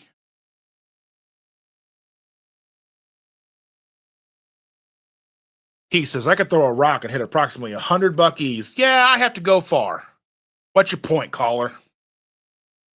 We've also got HEB. You've got Texas has it pretty good right now. Yes, way to go, Becky. He says, I live about an hour from the OG Bucky's. Also, maybe check online and see if you have delivered. Yeah, I've on Amazon, they're $24, and at Bucky's, they are 12. Someone with IBS, like me, does not do well with fiber, but others see a lot of benefit from it. N equals one. And I'm curious though, like if after a while, like if that heals, like if your gut heals after a few years, Chris, could you reintroduce things like broccoli and such? I'm just curious. I mean, not necessarily that you would, but I mean, it is something definitely fascinating to to think about. Yeah, ferment your veggies like sauerkraut. I hate sauerkraut, but I do like pickles, and I know that's not quite the same, but whatever. Let's see. I can, but I've not tried it yet. It's on my to-do list. Okay. Let's see. Becky, you might as well eat steak instead of eggs. Expensive eggs are. Well, that's my thing. Like Costco eggs are cheaper than Walmart eggs. I got I got the 5 dozens were $15 at Costco, and they're $20 at Walmart. And I feel better about Costco eggs, even though they're probably exactly the same. But whatever. I must say, it makes grocery shopping so very simple. Right now I have 10, almost 15 dozen eggs in our fridge. I love it when I have a lot of eggs. It means I can eat and eat because our girl eats 2 to 4 eggs a day. Shander eats 4. And when I eat eggs in a day, I'll eat about 8 to 10. And then any kind of recipe that we make almost always has some kind of egg in it. So we always go through lots of eggs. Let's see. Becky, I'm thinking of taking a break today, Sonny, and get some meat. Do it. He says, I finally caved and paid for YouTube Premium when they decided to ban ad blocks. The thing is, like that ad block, that kind of hurts us as creators because then we're not getting the AdSense from when you watch our content. So I'm not a fan of ad blocking either. I mean, I understand why people do it, but I didn't even realize how impactful having premium YouTube was because when I got it secondhand. I had signed up for Google Play Music back in the long time ago. It was basically like Spotify before Spotify, and I loved it. But I was paying for that, and I had the family plan, so there was like 6 accounts. So when I got with Chandra and them, I got the family account. Before that, I just had my own account, and you got YouTube Red, which was the YouTube Premium before YouTube Premium. Because they were trying to put TV shows, and that's where like Cobra Kai came from, and there was like a Rhett and Link show and different things like that.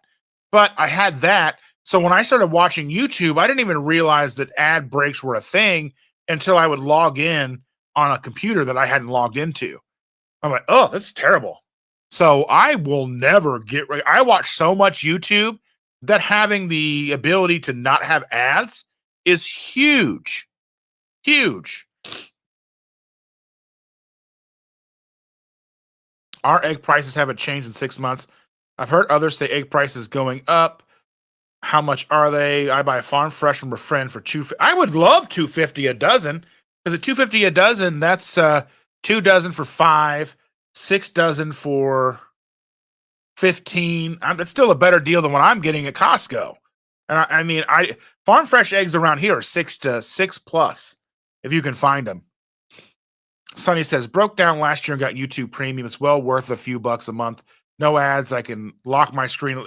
That's another thing. If you're on the go and you want to listen to YouTube stuff, like listen to the replay of my lives, and you want to just turn your phone, like the screen off and just set it aside and listen, you can do that with YouTube Premium. You can't do it with regular YouTube. People who don't like us making money also probably don't go to work for free every day. Entitlement and misunderstanding are a big problem. I understand the thing is we build a connection. we build community here. And I understand that when you're building a community and you're building a connection, a rapport, you're getting to know people, there's that whole idea that, well, why are you trying to make money off of me then? It almost, there's an air of it seems less genuine. And I understand that because I've felt that way myself. But becoming a creator, understanding how much work it takes, like just that little intro that I added to this new live took me like 5 hours. 5 hours just for that intro, because you'll make it, watch it, and you're like, oh, I'm not quite sure happy with it. And like you go back in and do the words, and then you want to edit those to where they just come out just right. You want to make something a product, you want to make something an experience that people can enjoy. That's why I've got like curtains up behind me, and I've got, little things like this. I've got this, the microphone and all these things that I want to make this an experience that's enjoyable, because it's better allows me to connect with you, and then I can connect with others, hopefully, and I can help other people. And that's one of my goals for 2025 is I want to try to get to 10,000 subscribers, because the more reach I have, possibly the more people we can help. And you can't do that for free. And most of the things that we do, even Chris, most of the things we do are free for you. I mean, realistically, Chris puts in hours on his videos. Even before the camera rolls, he's putting in those recipes. I would say that that chaffle recipe, he probably made, I don't know, I'm guessing 20 variations before he got it right. How many days does that take? Dishes does that take? Dish soap, time, energy, all the things that goes into making the content that you guys are here to support us takes so much time. And if you really break it down, even if we were to make, how much would we have to make on YouTube for even to make $10 an hour of our time? I don't know. I try not to harp on it, but I do try to bring it up because I think the awareness of it is important. That's why we do mention things like super chats and things like that, because that goes so much further than, the ads, but those ads help in the background with all the content that we put up, and people watch our content, and then that stuff slowly adds up. It's just slow and it takes a long time. It's like, we want to do this and we want to be here and we want to help, but part of that does come with ads, unfortunately.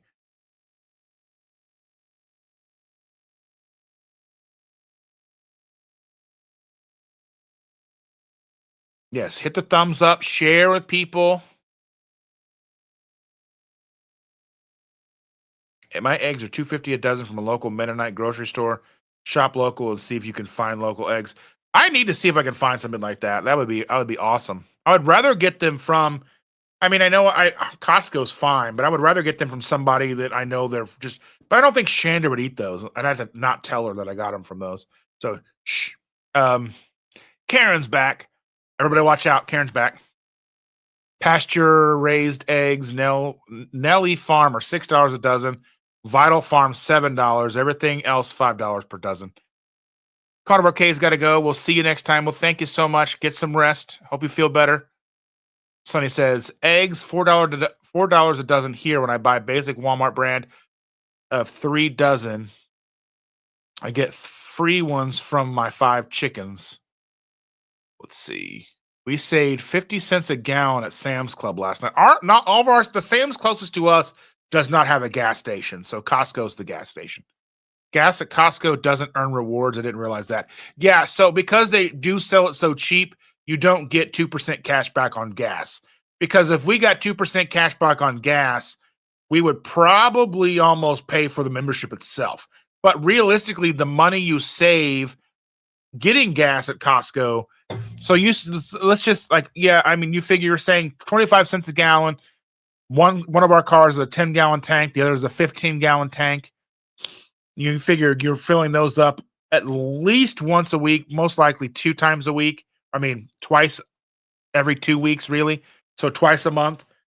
I mean, if you're not saving $120 or $130 a year that way, then that's crazy. That's why I go there. I mean, sometimes I have to get gas at like our local gas station because I need to get gas now and Costco's not open. Mzadi, 90% of the time, my merchants don't offer contactless pay or mobile pay. I skip. I was like, I mean, Walmart's a place we got to get stuff. So, I wish Walmart and Costco would do that. I mean, Costco, you can tap or whatever. You don't have to, whatever. That's fine too. But, back from the morning ruck. Now I got to go to final rehearsal for our church choir. We're performing today. Well, good luck. Break a leg. Have fun. Enjoy. Brian says, I hit Buc-ee's on the way home from Nashville, eating the last of the brisket I picked up. I love, and I know it's probably not the best, that turkey jerky they have in the turkey jerky in the counter. Oh, that stuff is divine. We only really get that obviously on road trips, so it's not that big of a deal. Let's see. I actually experiment with this and handle fiber better now than I used to. Still have to be careful with how much, but it's better. Fermented plants also work better for me, so it's healing. That's fantastic. I had premium for years. I have multi-tiered system for blocking ads. The ads are blocked upstream. Oh yes, background the vids. Yeah, that's like the thing is like at least we do make money if you have premium. We do get a few pennies maybe from when you watch our content, but we get nothing if you're using ad block. That's the problem. And I mean, and I'm not going to tell anybody not to use ad block because I mean it's not enough for me to harp on because I mean realistically, I don't know if I'll ever make enough money doing this for it to be my full time. But hopefully one day. I mean, that would be really nice. But, Becky says, I'm making your bechamel sauce today. Can I make a big batch for this week, Chris? I hate how everyone dumped cable to start watching everything online. Now with all the separate streaming channels, you pay more money. Yeah. I don't know. We were paying like $200 some for cable and internet. So I don't think we're paying. I mean, we're paying like $100 a month now for internet alone. But without internet, I couldn't do this.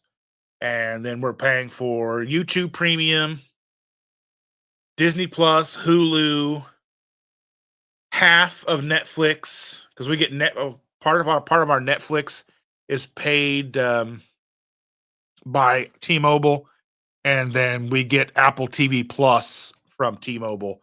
So I think we're really only paying we pay for Amazon Prime, but that's not so much for the TV. But yeah. Find me on Facebook, Evelyn Tucker Beatty. I will share my recipe. Fantastic.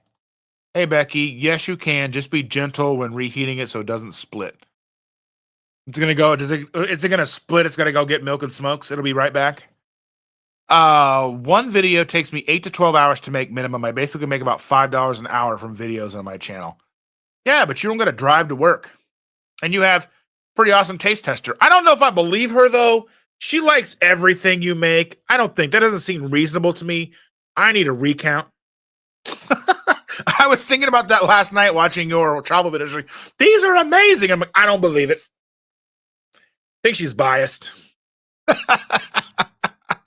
Oh, let's see. Andy says, I haven't even touched the cruise video to edit because I know it's going to take hours. Yeah. Hence private communities, member only content, Amazon leaks to keep things going. Yeah. Should be up Tuesday. I still have a video I started editing last week I need to get up today. It'll probably go live today or tomorrow. We'll see how I feel. Probably tomorrow with everything that I've got going on. But this live today and then our live tonight. I'll probably put it live tomorrow morning. Yes, Truffles took me 14 waffles to get it right. All expenses on my end. I love doing it, but it's way more than people realize. Yeah, I think they just assume that it's just done.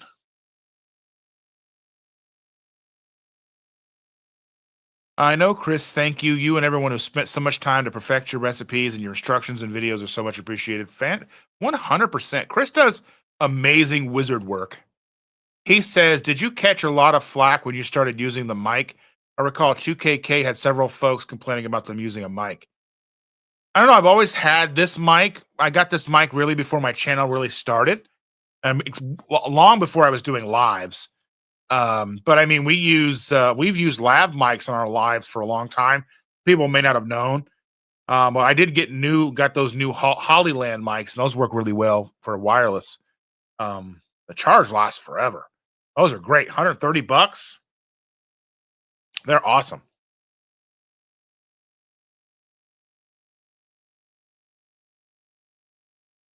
Let's see. They have neither Costco nor Sam's Club here, just Acme. We have a BJ's too up north, like an hour away. Never been. Yes, hit the like button. Please like, share, subscribe. Consider becoming a member of my channel. That reminds me, I do have a new member. I do have a new member that I need to say hello to. I gotta find out where that is. I know I have a new member. Lester S. at Skeptic Tank. Skeptic Tank is a new member. Fantastic. I truly appreciate you. If you're listening, hello. Thank you for being a member.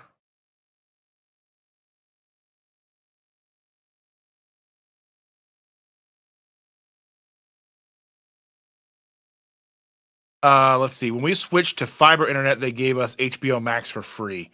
Yeah, we had HBO Max when we were on AT&T, but my buddy shares his Plex account with me, and basically anything I can't find on streaming, I can find there, allegedly.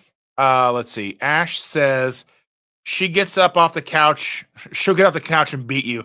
I should show her being brutal with a terrible recipe sometimes intentionally. I don't know. I was just watching and I was like, it's delicious. And I'm like, I don't believe it. Oh, let's see. I'm struggling doing my first YouTube short. I do not like the interface. That's why I don't use the YouTube short interface. I make them in my editing software and then I upload them as a short because the interface is dumb. I don't like it. And I like my software. I can do all my cool things with it. Shorts are rough. If you want to get into creating them, look at Opus Clips, much easier. Yeah, I like Opus Clips. I've tried the free version. It's never really given me anything compelling enough to want to pay for it to get the watermark off of there. Thanks for the reminder. I need to hop off and go edit more videos. I can leave it rendering while I prep wings and pork chops for the smoker. Yeah. Just Acme? Do the Roadrunner and Bugs Bunny live in your area? Do you get those little holes you can put in the side of buildings, just reach your arm through? That'd be kind of cool. What can I say? When you're good at cooking, the fails don't happen very often. I hear you, Chris. And sometimes the fail videos are fun to put out.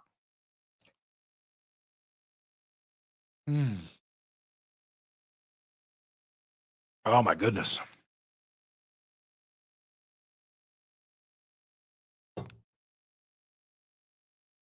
All right. I love coffee. How about you? Acme Anvil. I love it. You can buy a bunch of dynamite.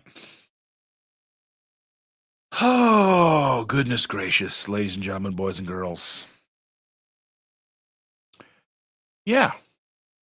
So I do have a video that I'm editing. It's about nutrition labels and kind of the hidden stuff between nutrition labels and the variances and all that stuff. So hopefully you guys enjoy that video. Hopefully lots of people enjoy that video. I use Opus Clips mostly because of shorts aren't my focus, so I want them to not be enough to add another task to my list. Yeah, so I make shorts when I have something compelling. So like I find something at the grocery store, like a new product, I can just get a quick little video of it, bring it home, make a quick little thing, throw like a PNG of the store logo up there. They don't take me, but usually I spend more on them than I should, but I do usually try to make them quick. Let's see. Well, darn it. My coffee disappeared from my mug. Must have a hole in it. Yeah, right on the top. Let's see. Andy says, just made my mushroom coffee. Susan hates all coffee, but don't hold that against her. I love Susan. I wouldn't hold anything against her. Let's see. Jerry here. having a hard time simply trying to explain to relatives that sugar they eat is bad. They don't want it, but they don't want it bad enough. Health, that is, I guess. Well, I mean, it's hard to just swallow that pill that what you've been told for so long is bad, because we've been told for so long that, sugar's just empty calories. Fat's bad. You know, meat's bad. Cholesterol's bad. Sugar's fine. Eat sugar. It's it's like if you try to tell, it's like trying to explain to somebody that the sky isn't blue. I mean, it is, but you're not going to get them to believe you. It's hard to, it's easier to deceive people than to get them to realize or understand that they've been deceived. It's like the whole thing, like, if you see your friend's significant other doing something they shouldn't be doing, and you try to tell your friend, are they going to get mad at you for telling them, or their significant other for doing it? I'm likely going to get mad at you. So that's the thing, is being the messenger is difficult. Realistically, letting them see it for themselves by what you're doing is probably the most impactful way that you can go about it. Because you can talk until your face is blue and they're not going to listen. They have to figure it out on their own. And even if they figure it out, it doesn't mean they're going to go. You can lead a horse to water, but you can't make them drink. So, yeah. Mushroom coffee is typically like there's like Four Sigmatic. There's different mushroom blends. It typically does have coffee mixed in, but there's like lion's mane, and they're just adding like they're just adding mushroom powders to it. So, I mean, it's mushroom and it's coffee. There's not much that's actually just mushroom.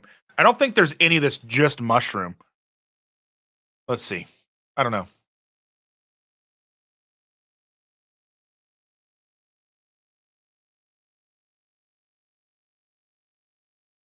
Let's see. If Susan's choice is mushroom coffee, I agree.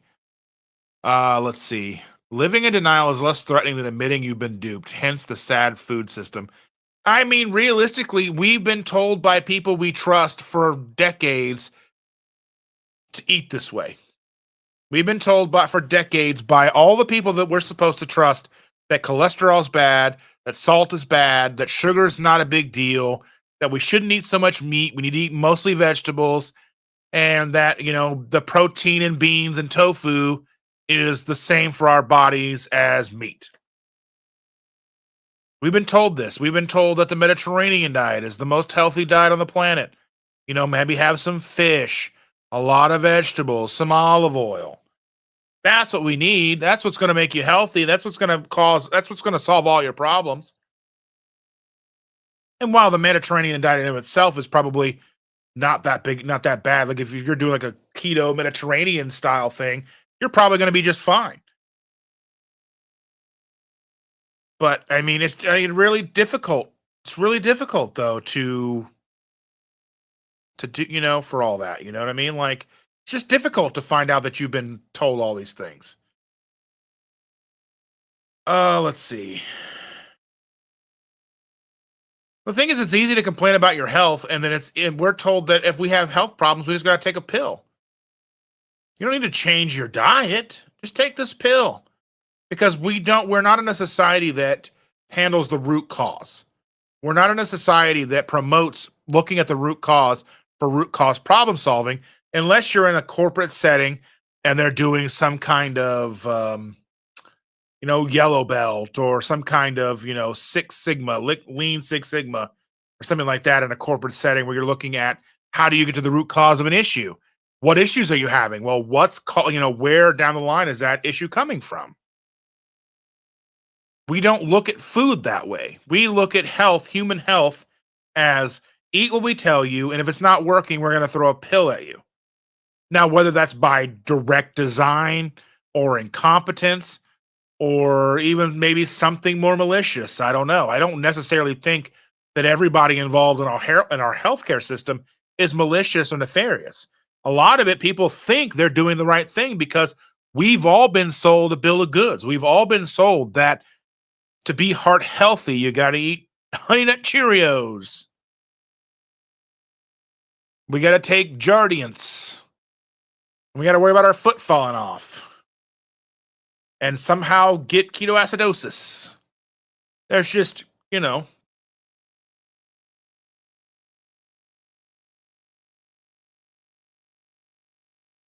let's see. I think there's a mix out there called Mud. That's just mushroom. Never had it, but used to see it as regular. Okay. Let's see. If we keep spreading negative, we believe negative. And I think, like I said, I don't think most of the stuff was spread as an intentional way to make us unhealthy. I think it was kind of a happy accident that the pharmaceutical industry was able to capitalize on. But I don't necessarily think it was a nefarious thing. I don't even necessarily think that Ansel Keys was nefarious. He just wanted his stuff to be right. He wanted to be right. But he also did so out of concern for all the heart attacks that people were having. He was seeing, like the president had a heart attack in the 50s, and he was so concerned. He wanted to fix people, but he wanted to be right. I don't necessarily think that's nefarious. I think that's short-sighted, and it's caused a lot of trouble. Although the ripple effect from that has been catastrophic. But I don't think any one person necessarily, in the grand scheme of things, has been nefarious. I mean, I should say there's probably been a overarching number of people aren't nefarious. There has been probably nefarious actors involved in things, pharmaceutical CEOs, people who understood what was happening and were able to lean in and capitalize when they hired, the advertisers from Big Cigarette to sugar to sell sugar over fat. They kind of knew what they were doing, but I don't think they knew that the consequences were going to be as dire as they've been. Maybe I'm wrong. Chris says, I think it's the same as guitar students. Complaining feels like doing something to them without actually learning or putting in effort. Hundreds of students over the years have done that. Yeah, like, oh, I couldn't figure this out. My fingers, I could have been a virtuoso guitar player had I put the work in.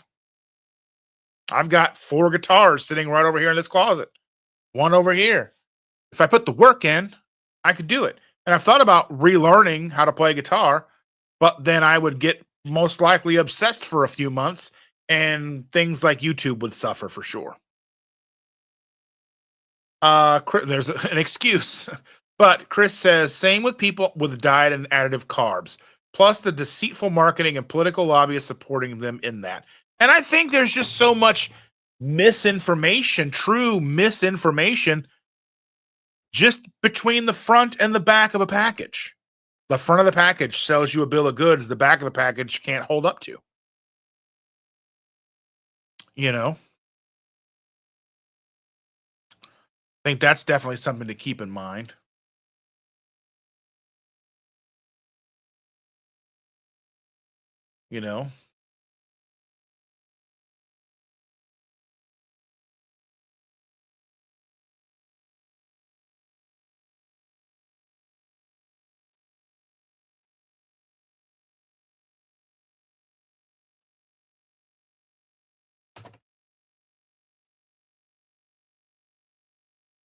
Had to save that. Was a good line.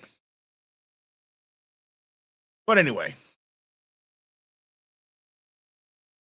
Karen saying, I've been keto since 2020, lost 36 pounds. I went more carnivore October of 2023. I have gained 8 pounds. Granted, my thyroid recently got crazy and A1C went back. New things to fix. So I'm curious, I wonder realistically, if keto makes more sense than straight carnivore. I don't necessarily think women should be more carnivore. And I mean, I'm not trying to say that I know what's best for women, but it's definitely something to consider. I know that there's a group that I share out and support, the Lioness group. They're all carnivores. But I wonder, if they're seeing any of this. And I mean, I imagine that some of them are probably seeing better results with their thyroid after going carnivore, or maybe they would stop, or you know what I mean? I just kind of wonder, are these things we're actually taking into account? Because I think we get into a situation where if keto's so great, then carnivore's got to be even better. And then the pinnacle, the holy grail would be lion diet. That's where I need to get to. That's what I need to do. And I think we're looking at it all wrong. I think lion diet works well for those who truly, truly need it. Those with severe autoimmune issues, those people who are basically like falling apart. And they needed to just remove everything and let their body kind of heal. And then they can start reintroducing things to see what was causing the problem. Where carnivore is kind of a thing, I think carnivore works well a few days out of the week. Keto is most likely something I think would be necessary more often than not. And I think fasting is one of those things that's probably a beneficial thing, whether you're doing like cyclical fasting, maybe you're doing 21 hours a day, a few days a week, and then maybe doing one day of fasting, but you're mixing it up. I don't know. I don't think there's not one right answer for everybody. That's where we all have to play with this. I can't ever come here and say, you know what? I've got the plan for all of you. The only plan that I have for all of you is to work on you and find out what works best for you. You may see something that's working for somebody else, and you may want that for yourself so badly, but it may not work. And that's okay. Carnivore may not be the way for you. Keto might be what you need. Ketovore, maybe dirty keto even. I don't know. You have to figure that out on your own. Lisa says, well, I'm heading out. Going to start my shopping, get it done and over with. Everyone have a wonderful, blessed Christmas. If I don't talk with you again before that, it's here. Merry Christmas. Hope to see you tonight, Lisa. We'll be, again, 8 p.m. Eastern Standard Time. We'll be live, me, Chris, and Victor for the Keto Crusade. Let's see. Terzepatide, I don't know. The magic potion, that's the latest lie. And I mean, it may work. I mean, these things may work for certain people. Not everybody can go keto. Emotionally, there's people out there who probably just can't do it. And I mean, it's probably, it's definitely an excuse, but there's just people who just are never going to do it. And that's just what we have to understand. Merry Christmas to you, Lisa, says Evelyn. Chris says they're making protein Cheerios now. Yeah, I mean, they're making protein Snicker bars. Protein is the kind of the new big word. It was like, like the new big catchphrase, packed with protein. I mean, an egg is 7 grams of protein or something like that, right? Just eat a bunch of eggs. Eat 10 eggs. That's 70 grams of protein. That's a lot of eggs for 70 grams of protein. But, a lot of fat, vitamins. Cindy says, have a great day. Merry Christmas to those who I don't see on Wednesday live stream. I will try and stop in and say hi. I don't know how busy or how late kids will stay, but we'll figure it out. The only people I think are nefarious are the ones who make a lot of money off the bad info. Others just promote what they're told. Yeah, and I mean, and we got to remember, and because this is what Chris is saying is, and then we have to remember that thousands and thousands and thousands of doctors have gone through medical school. Thousands and or even more nutritionists have gone through and got their nutritionist degree, and they're told, and they have to toe a line. They truly do. Doctors have to toe a line. Nutritionists have to toe a line. They truly do, because if they want to keep their license, they have to promote and tell you what they were told in order to keep their license. Dr. Barry is one of those people that can tell you kind of what he wants, but he's not necessarily worried about his license. I think he had issues with it, but got it back. I'm not exactly sure what the story was on that. I've heard it, but I don't remember, and I don't want to say something that's not correct. But I just know, and the same thing happened with Dr. Baker. He had issues with his license. We know what happened with Gary Fettke. He lost his license at some point, had to go have a big trial. I know that's down in Tasmania, down in Australia. But, these people that come out and talk and ripple the waters have consequences. So, I mean, we have to think about how difficult it is for somebody who has a mortgage. They have student loans for hundreds and hundreds of thousands of dollars becoming a doctor to pay back. And then, the lifestyle they lead because they are a doctor. They're not going to give that up. Not, I mean, I know the Hippocratic oath is to do no harm. But they have to toe the line. I mean, at the end of the day, hospital systems are a corporate entity. Like it or not, they're a corporate entity. They've got spreadsheets and PowerPoints and meetings and Zoom calls and all that same stuff that insurance companies do, at office companies do, all these things. They're all basically run the same. I don't know. It's just going to be one of those things. How do we get better? We get better by doing this. We get better by one at a time, helping myself, coming here and talking to you how I help me. People in the chat talking about what they did to help themselves.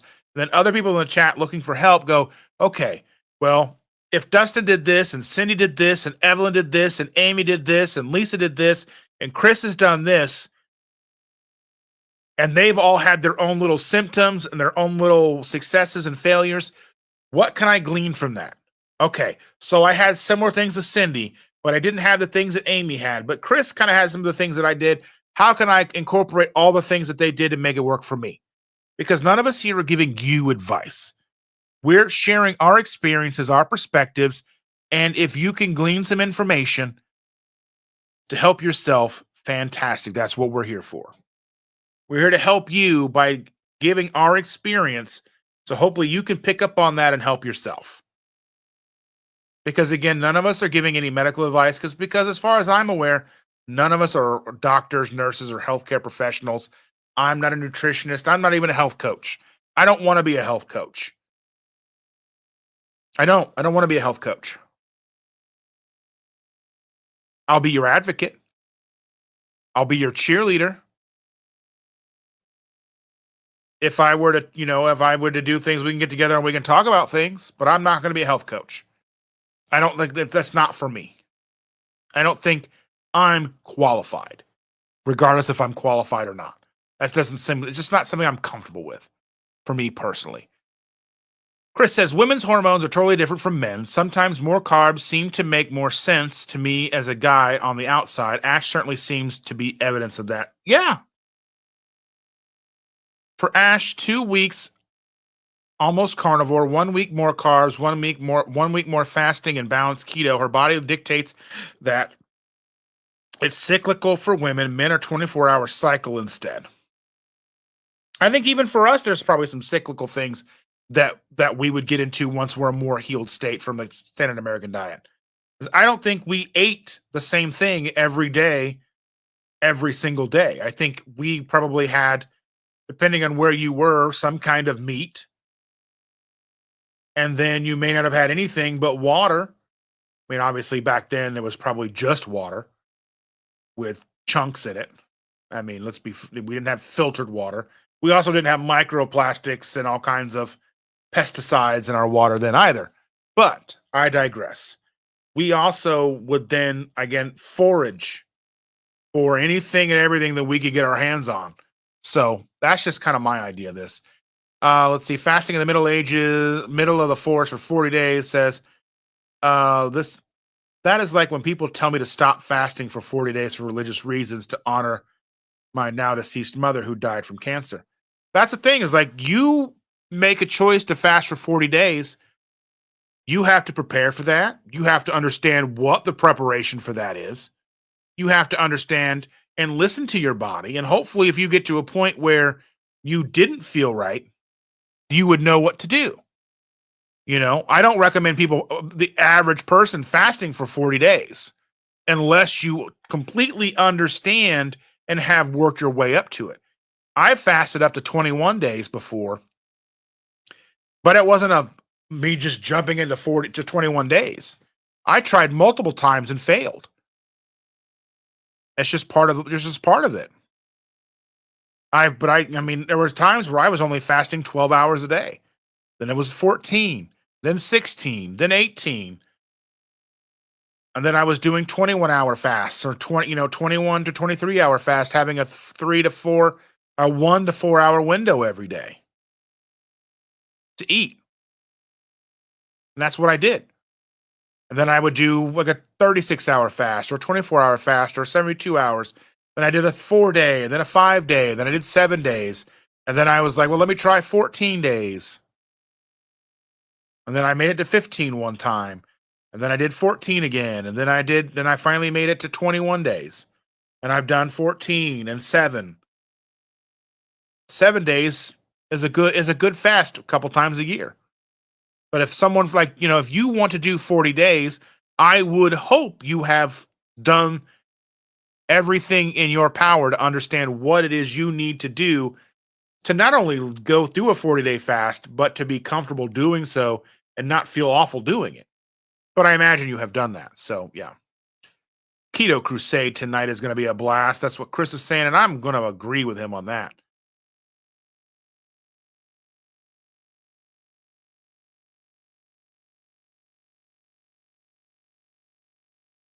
Becky said protein keto cereals. It's called Magic Spoon. Thomas Lauer talked about it. I like those. Those are okay. Those are treats to me. I wouldn't eat those.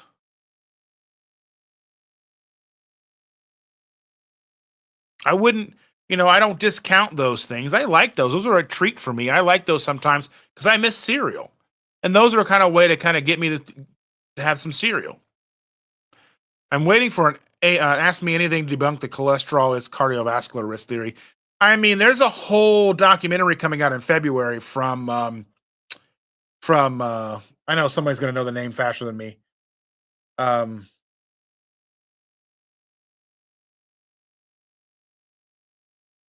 I can't think of his name, but there is a whole documentary coming out in February. Someone tell me what it is. Scott says, Merry Christmas, my friends. Off to choir practice. So thankful for all of you. Thankful in particular to our friendship, Dustin. May your blessed be this Christmas season. Well, thank you so much, Scott. I hope you have a wonderful time this evening. Have a great time. Enjoy that time with your family and friends. Have a good, and I can't even talk. It's that season. It's the season, but I can't even talk. Just Jason Keto is here. Good morning, Mr. Jason. I'm glad you are here. I love it. Chris says, I'm a redneck guitar playing chef. Medical advice is far outside of my wheelhouse. I'm just what was that old Saturday Night Live skit? I'm just a caveman lawyer. Or whatever it was.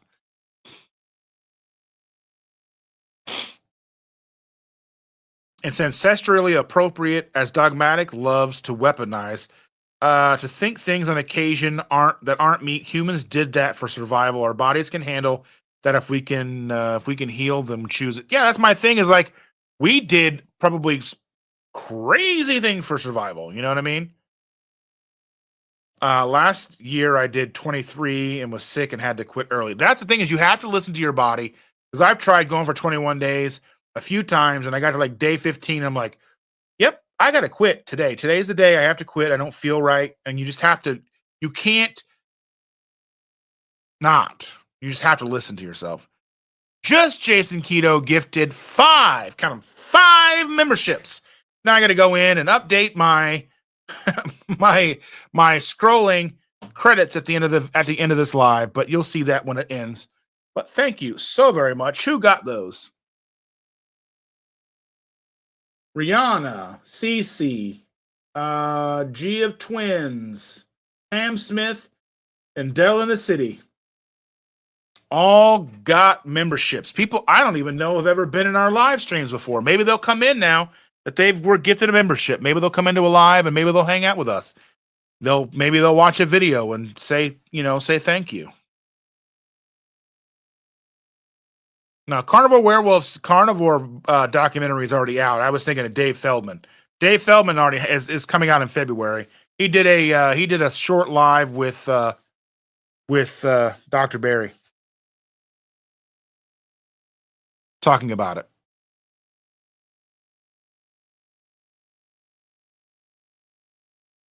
See, look, Pam Smith, thank you for the membership. I don't know if you were here listening prior to that, but I'm glad you're here now. Thank you so very much.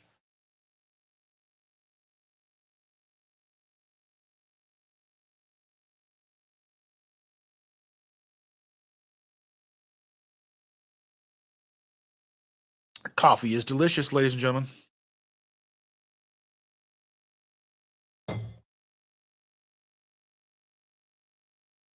Yeah, Dave Feldman's done a lot for our community.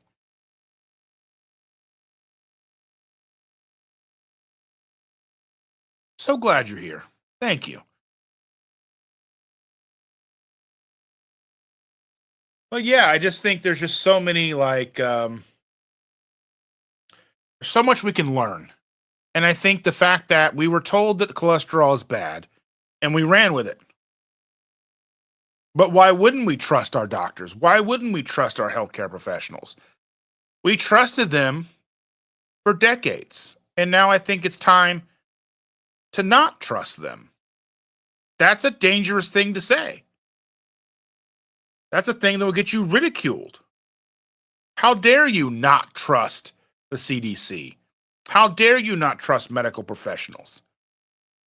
How do we know we're telling us the truth? How do we know they're telling us what's right for us?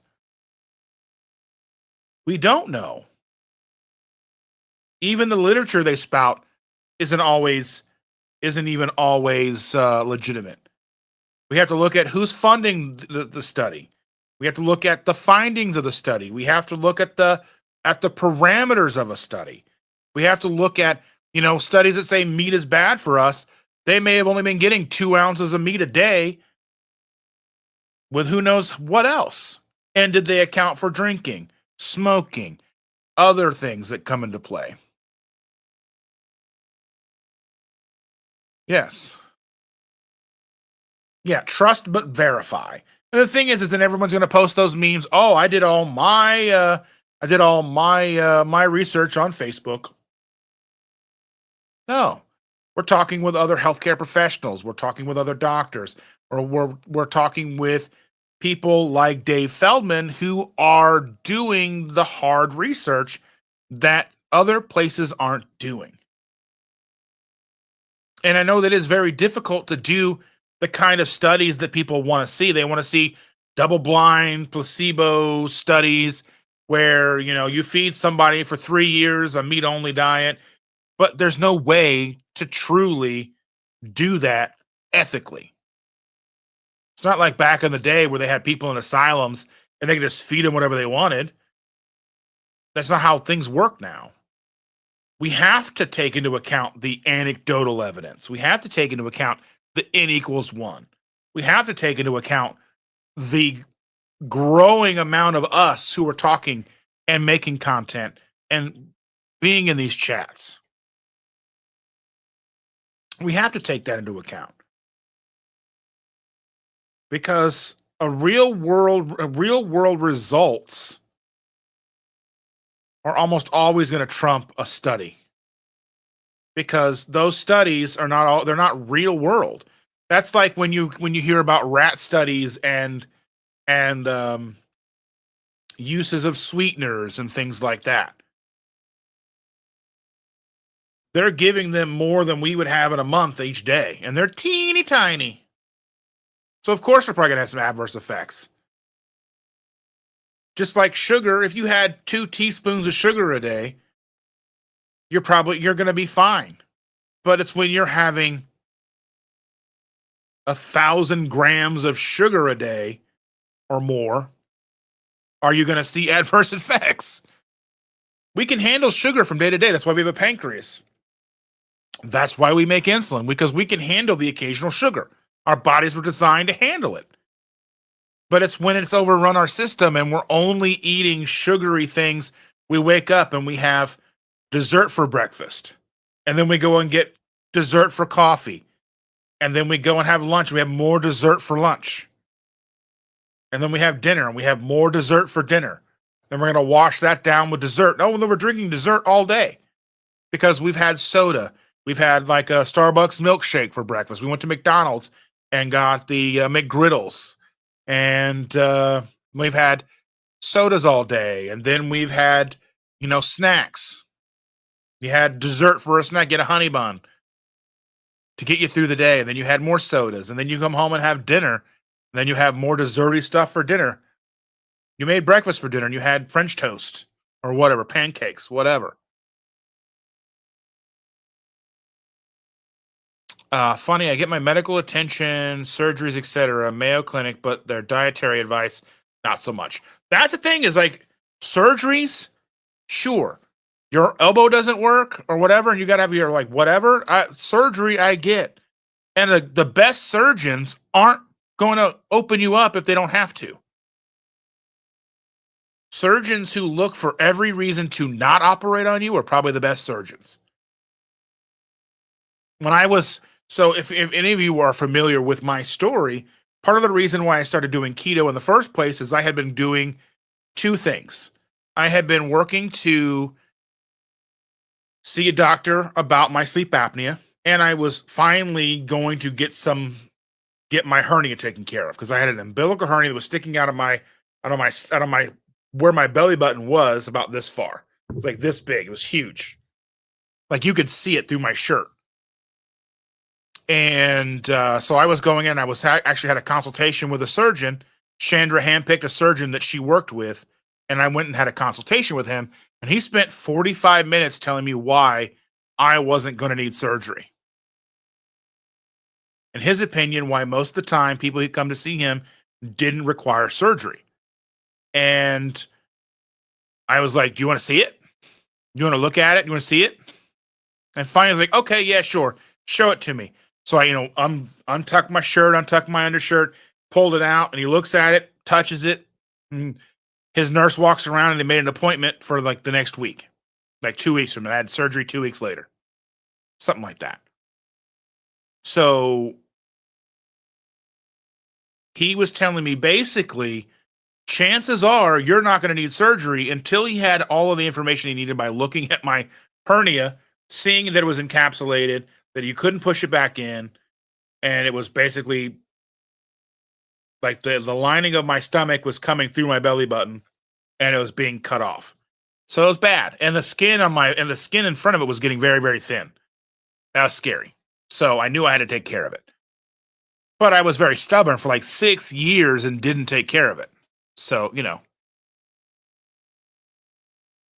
Pam Smith says exactly, especially when one with little god syndrome, those are the ones that become condescending when you ask them a question or for a test. And a lot of times, even with those tests, like they just get to the point where they see so many denials from insurance companies that they don't even bother even allowing you to do the test anymore. Then you have the ones that might push back, but finding a good doctor, finding a good general practitioner is difficult. It truly is difficult. Finding one that's okay and doesn't isn't condescending about your lifestyle choices. I had a general practitioner at one point in time, and I saw her for 2 years. And each time I would have a meeting with her, my labs got better. My overall biomarkers and labs got better. But she was still trying to tell me to eat less meat. And I was like, but if my labs are better, and why would you tell me to do something different if they're getting better year over year? Because they have to. She has to toe the line, just eat less red meat. But why? If my labs are getting better, my cholesterol is good, my triglycerides are good, my blood pressure is good, everything's good, my A1C is perfect. Why would I change what I'm doing to suit you?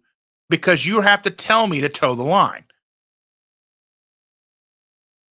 I mean, it was one of the first times in my life I didn't have a discussion about, a medication they need to put me on. I'll tell you though, I did have a urine test, and they were like, well, we don't want to worry you, but we found ketones in your urine or your blood. I was like, it might have been a blood test. We found ketones. I'm like, yeah, I'm ketogenic. You're going to find ketones. But that's just one of those things that they find ketones, they start to worry. Because most people on a SAD diet don't produce ketones unless they're really, really sick. Ketoacidosis. Healthy people are bad for business. But I think, but you can sell us other things. That I think that's the short sightedness of the whole idea. Is like, you may not be able to sell us all these drugs, but what else can you sell us? Save us money on drugs. Sell us wellness retreats. Sell us massages. Sell us things that make us happy. Find more ways to get money from us that we'll enjoy. Not taking a pill isn't enjoyable. Remember to take medication every day isn't enjoyable. We don't want that.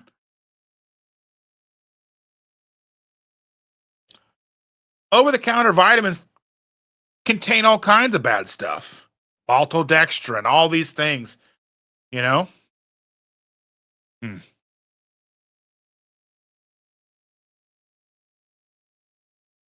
Just Jason Keto says, nothing as easy as selling cheap food that makes us sick. My thing is like every once in a while, like I love cheap food from time to time. Sometimes there's nothing better than having a stupid cheap meal. Like, but again, like you have to know yourself. Having some Kraft mac and cheese. Not the end of the world if you're in a place where you can do it. And again, I'm not promoting that for everybody. I'm not here to tell you what to do. But sometimes I just want ramen noodles. I mean, a meal that's 60 cents. It's void of all nutrition, but sure tastes good. You know, sometimes you just want it, but you have to know better. You have to know that that's not an all the time thing. I don't desire that. I don't desire ice cream all the time. I don't desire cookies all the time. I don't desire all these things. Sometimes I'll be walking to the grocery store and I'll smell something. Like, where was I? I was at Costco the other day, and there's a crumble cookie near Costco, and I could smell them baking cookies. That's that's difficult for you to smell.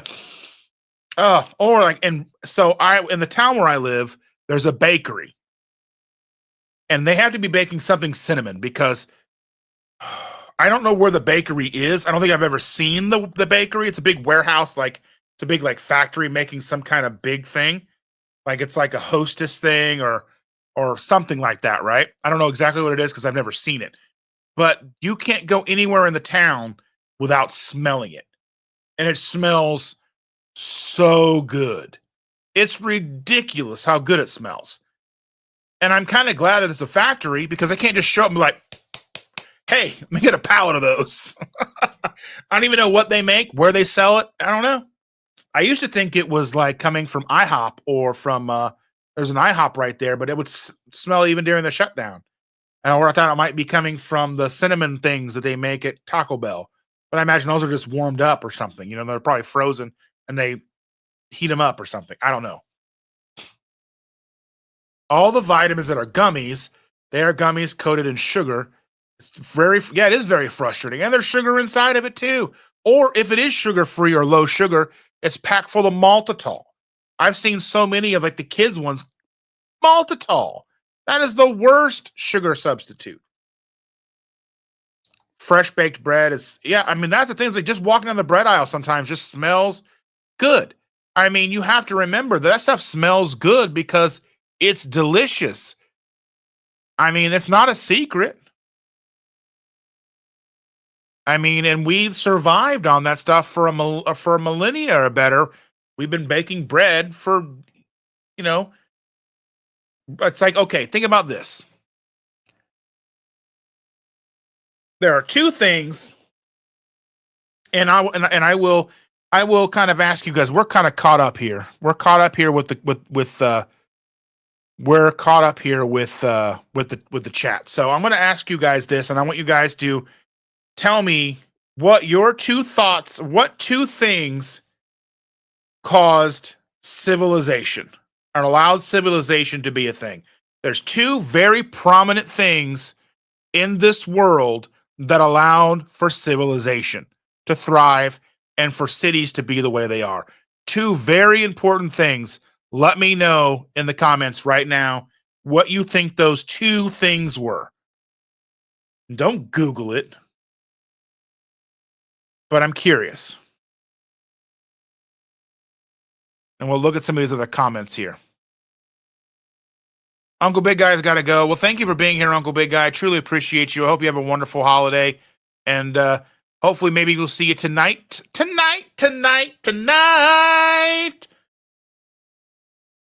Keto Crusade at 8 p.m. tonight, 8 p.m. Eastern Standard Time, 7 p.m. Central.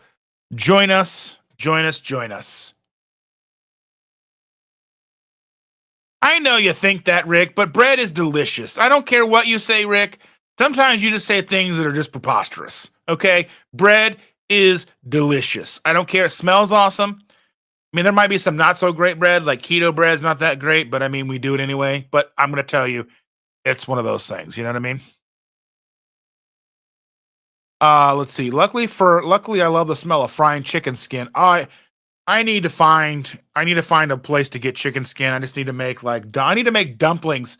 I need to make pork dumplings out of chicken skin. I need to find a place where I can order it from and just order a bunch and just make dumplings for 3 days and just eat dumplings until I can't roll. Just like roll around the living room because I think that sounds amazing. Crispy pork dumplings fried in chicken skin.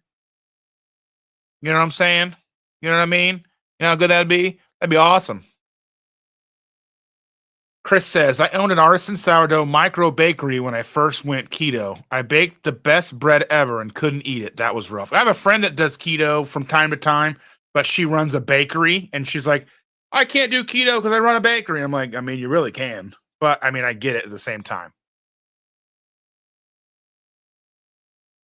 Alligator is good. Does iguana taste anything like alligator? So she's asking Rick, I imagine, because I've not had iguana before. Alligator, I've only had mixed with beef and like jerky form, or alligator nuggets that are breaded. So you really can't tell if it's good or not. Let's see. Fast says factories automation. No, it is not.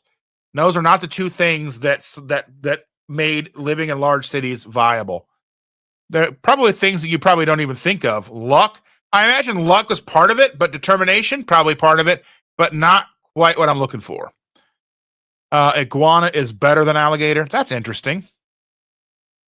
Let's see. The one thing I'd say I miss from time to time still is the warm handmade sourdough bread. And don't they say that there's something like because sourdough's kind of fermented that it's not as bad on the gut? I guess also if you're using like heirloom wheat instead of like just regular wheat flour, like bread flour from the grocery store. Yeah. I still bake sourdough bread, but only for people at work. That would be difficult. Oh, that would be so difficult. Chris says, I miss baking it, but I don't have a sourdough starter anymore because there's no need. But it was a lot of fun. Chris says, love alligator, also rattlesnake. Both are great. I haven't had one of those. I've had alligator, but like I said, I only like the fried nuggets at restaurants on the beach. Becky says, I've made steamed pork dumplings wrapped in cabbage leaves. A lot of work. Yeah, I know it'll be a lot of work, but I know they'll be so worth it. Let's see. Yeah, lacto ferments. It changes a lot of the starches to protein. Still not good for you, but a little bit better. I think yeah, it's like one of those things like, oh, it's going to be low carb or whatever. I don't think it's going to be low carb, but I don't think it's as bad for you from time to time. You know. So nobody has any guesses on the two things that made civilization possible. Nobody has any guesses outside of luck, determination, and factories and automation? Come on, you guys know better. Come on, give me some guesses. Tools? I mean, yes and no. But they're more like the invention of these things truly and kind of unknowingly did it. Farming in the grand scheme of things, yes. Grains, farming, and fire. I mean, those really, fire and cooking allowed us to adapt and grow bigger brains over a millennia, but I don't think that had anything to do with irrigation. You can kind of say that. All right. So here's what, are you ready for this? Are you ready for the answers? You probably don't even know. You probably don't even think that this is going to be a thing. But the two things, are you ready? Last chance, get him in the chat. Last chance to get him in the chat before I reveal the answer. Do you like this kind of thing? I mean, I don't know. I just happen to think of it. because I was a little unsure until I was told that these things made huge impacts in our lives and living in cities. All right. So I'll give you the count of, I'm going to count down five, five, four, three, two, one. All right. The two things that made it possible for us to live in cities: beer and sewers. Beer and wine. But the advent of alcoholic beverages meant that our water was cleaner. So in cities, water was filthy. So beer being available in cities, it was probably more watered down than it is now, but that killed the act of creating beer and wine. Beer more so because there's water involved, and wine is just grape juice or whatever. But beer cleaned the water, so you were able to drink it and not get dysentery. And sewers, because then you weren't just throwing everything in the streets. There was some place for all to go.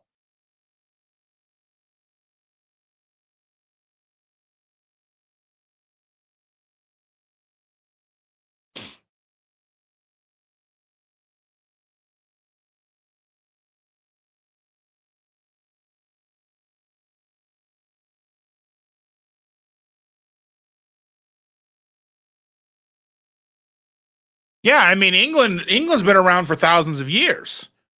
But until they got the sewers, were they able to grow into a much larger, cleaner place where people could actually thrive and not just be sick all the time. So yeah, alcohol, purification of drinking beverages. That's why when you see things like people drank wine all the time because it killed the bacteria in the water. I mean, unless you, especially when you're living near towns, because there's everything in that water. Waste is in the water. People are washing their clothes in the water. Once you start doing all that, that's where it's needed. So alcohol and sewage.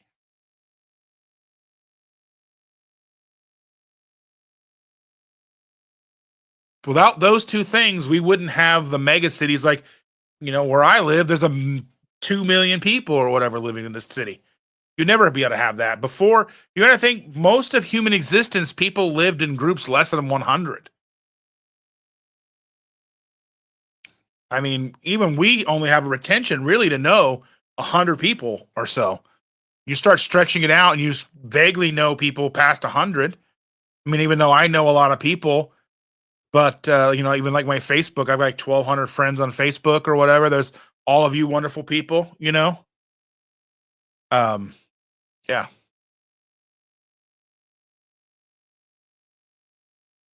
Paul wrote in the Bible, take a little wine with the stomach's sake, helps protect against contaminated food and water if necessary. I mean, you know, well, fire was one of those things that helped in the very early stages of human development be able to cook food, keep us warm. But as far as cities is concerned, fire's bad.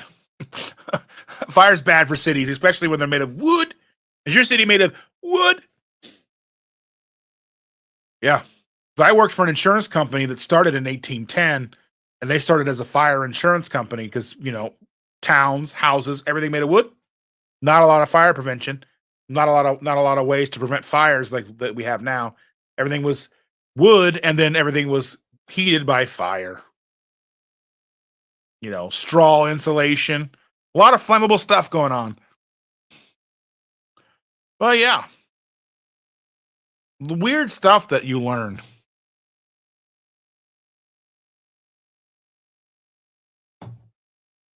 I mean, think about like when did we finally start getting actual water for water purification?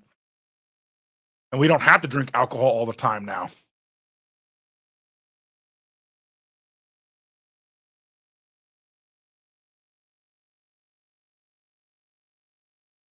I love Milwaukee. Milwaukee's a fun place. Um, I love going to Milwaukee. Our sister and brother-in-law live up there. They live in New Berlin, which is like a suburb of Milwaukee. And we go out on Lake Michigan during the summer, and we go up like the Milwaukee River and go as far as you can go. Basically, to there's like a little waterfall thing. that basically feeds the river or whatever it is, or a dam. We go up there and sometimes we get out and go to restaurants along the Milwaukee River and just it's from the boat. A lot of fun. Hang out and see the bronze fawns.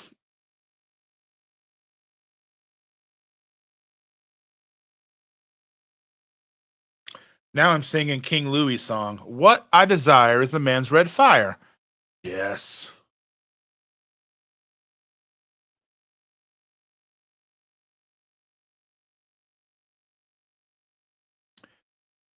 Oh, my goodness gracious, ladies and gentlemen.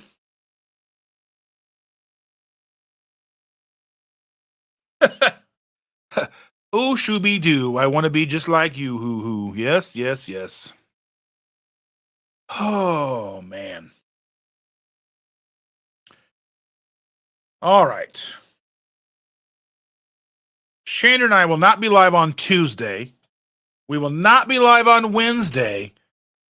But because of your generous super chats from our last Tuesday live, we will go live the day after Christmas for a little while to hang out with you wonderful people. So if you so desire, be sure to tune in Thursday for us. I imagine we'll probably be in competition with other channels because there's other channels who go live on Thursday. But I will do my best to try to kind of weave in and out depending on what we want to do or what time we can go. But don't forget, Chris, Victor, and myself, live tonight, 8 p.m. Eastern Standard Time with Keto Crusade. Oh my goodness, it's going to be a good time tonight, ladies and gentlemen. Some great stuff in store. Come up with some great questions. Start coming up with them now. We're going to be talking about how do we help men. Men get a lot of flack these days. We get a lot, but there's a lot that lies beneath the surface of men. Men need a lot of help because they don't even know that they should be helping themselves. How do we get through to those men in our lives that aren't asking the questions, that aren't opening up? How do we help them? How do we get more men involved in this community?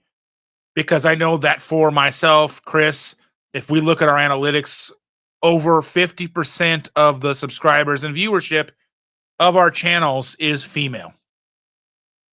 So while we want to make sure we're not alienating our primary viewership, we also want to make sure that we're doing our duty here, our due diligence to help the men that may need that truly need it. I know how I was. So many things in my life that I went through that I did not dare talk about because it's too embarrassing. How do you even broach the topic? So those are a lot of things that we are going to talk about tonight. So bring your questions, bring suggestions, because we've got a lot of work to do. And we're going to talk about how are we preparing for 2025. 2025 is knocking at our door. It's right here. It's here. It's just 2 weeks away, basically really like a week away now, really. How do we prepare and get ourselves ready for 2025? We don't have to overhaul what we're doing. We don't have to make huge, gigantic changes in ourselves. But what are we going to be doing in 2025 to make the differences, to make the changes for the things that we didn't like about 2024? So think about that. Think about how do we help our friends, our male friends, our male family members, those who are struggling. And they're doing it silently. They're doing it without telling anyone. They're doing it without letting anybody know. How do we help them? How do we help ourselves? And how do we go into 2025 and make it the most successful year yet? How do we do these things? That's what we're talking about tonight. I'm super excited to be able to share that with my brothers, Chris and Victor, and all of you. So be sure to share that out anywhere and everywhere you possibly can. From the rooftops, don't slip and fall because it's probably icy. But be prepared. Come with questions. Come with that community loving attitude that I know you will show up with. And are you ready to see the outro that I have now here. Are you ready to see the outro? Are you ready to see what I've come up for you all to say thank you to our wonderful members? Take a look at this.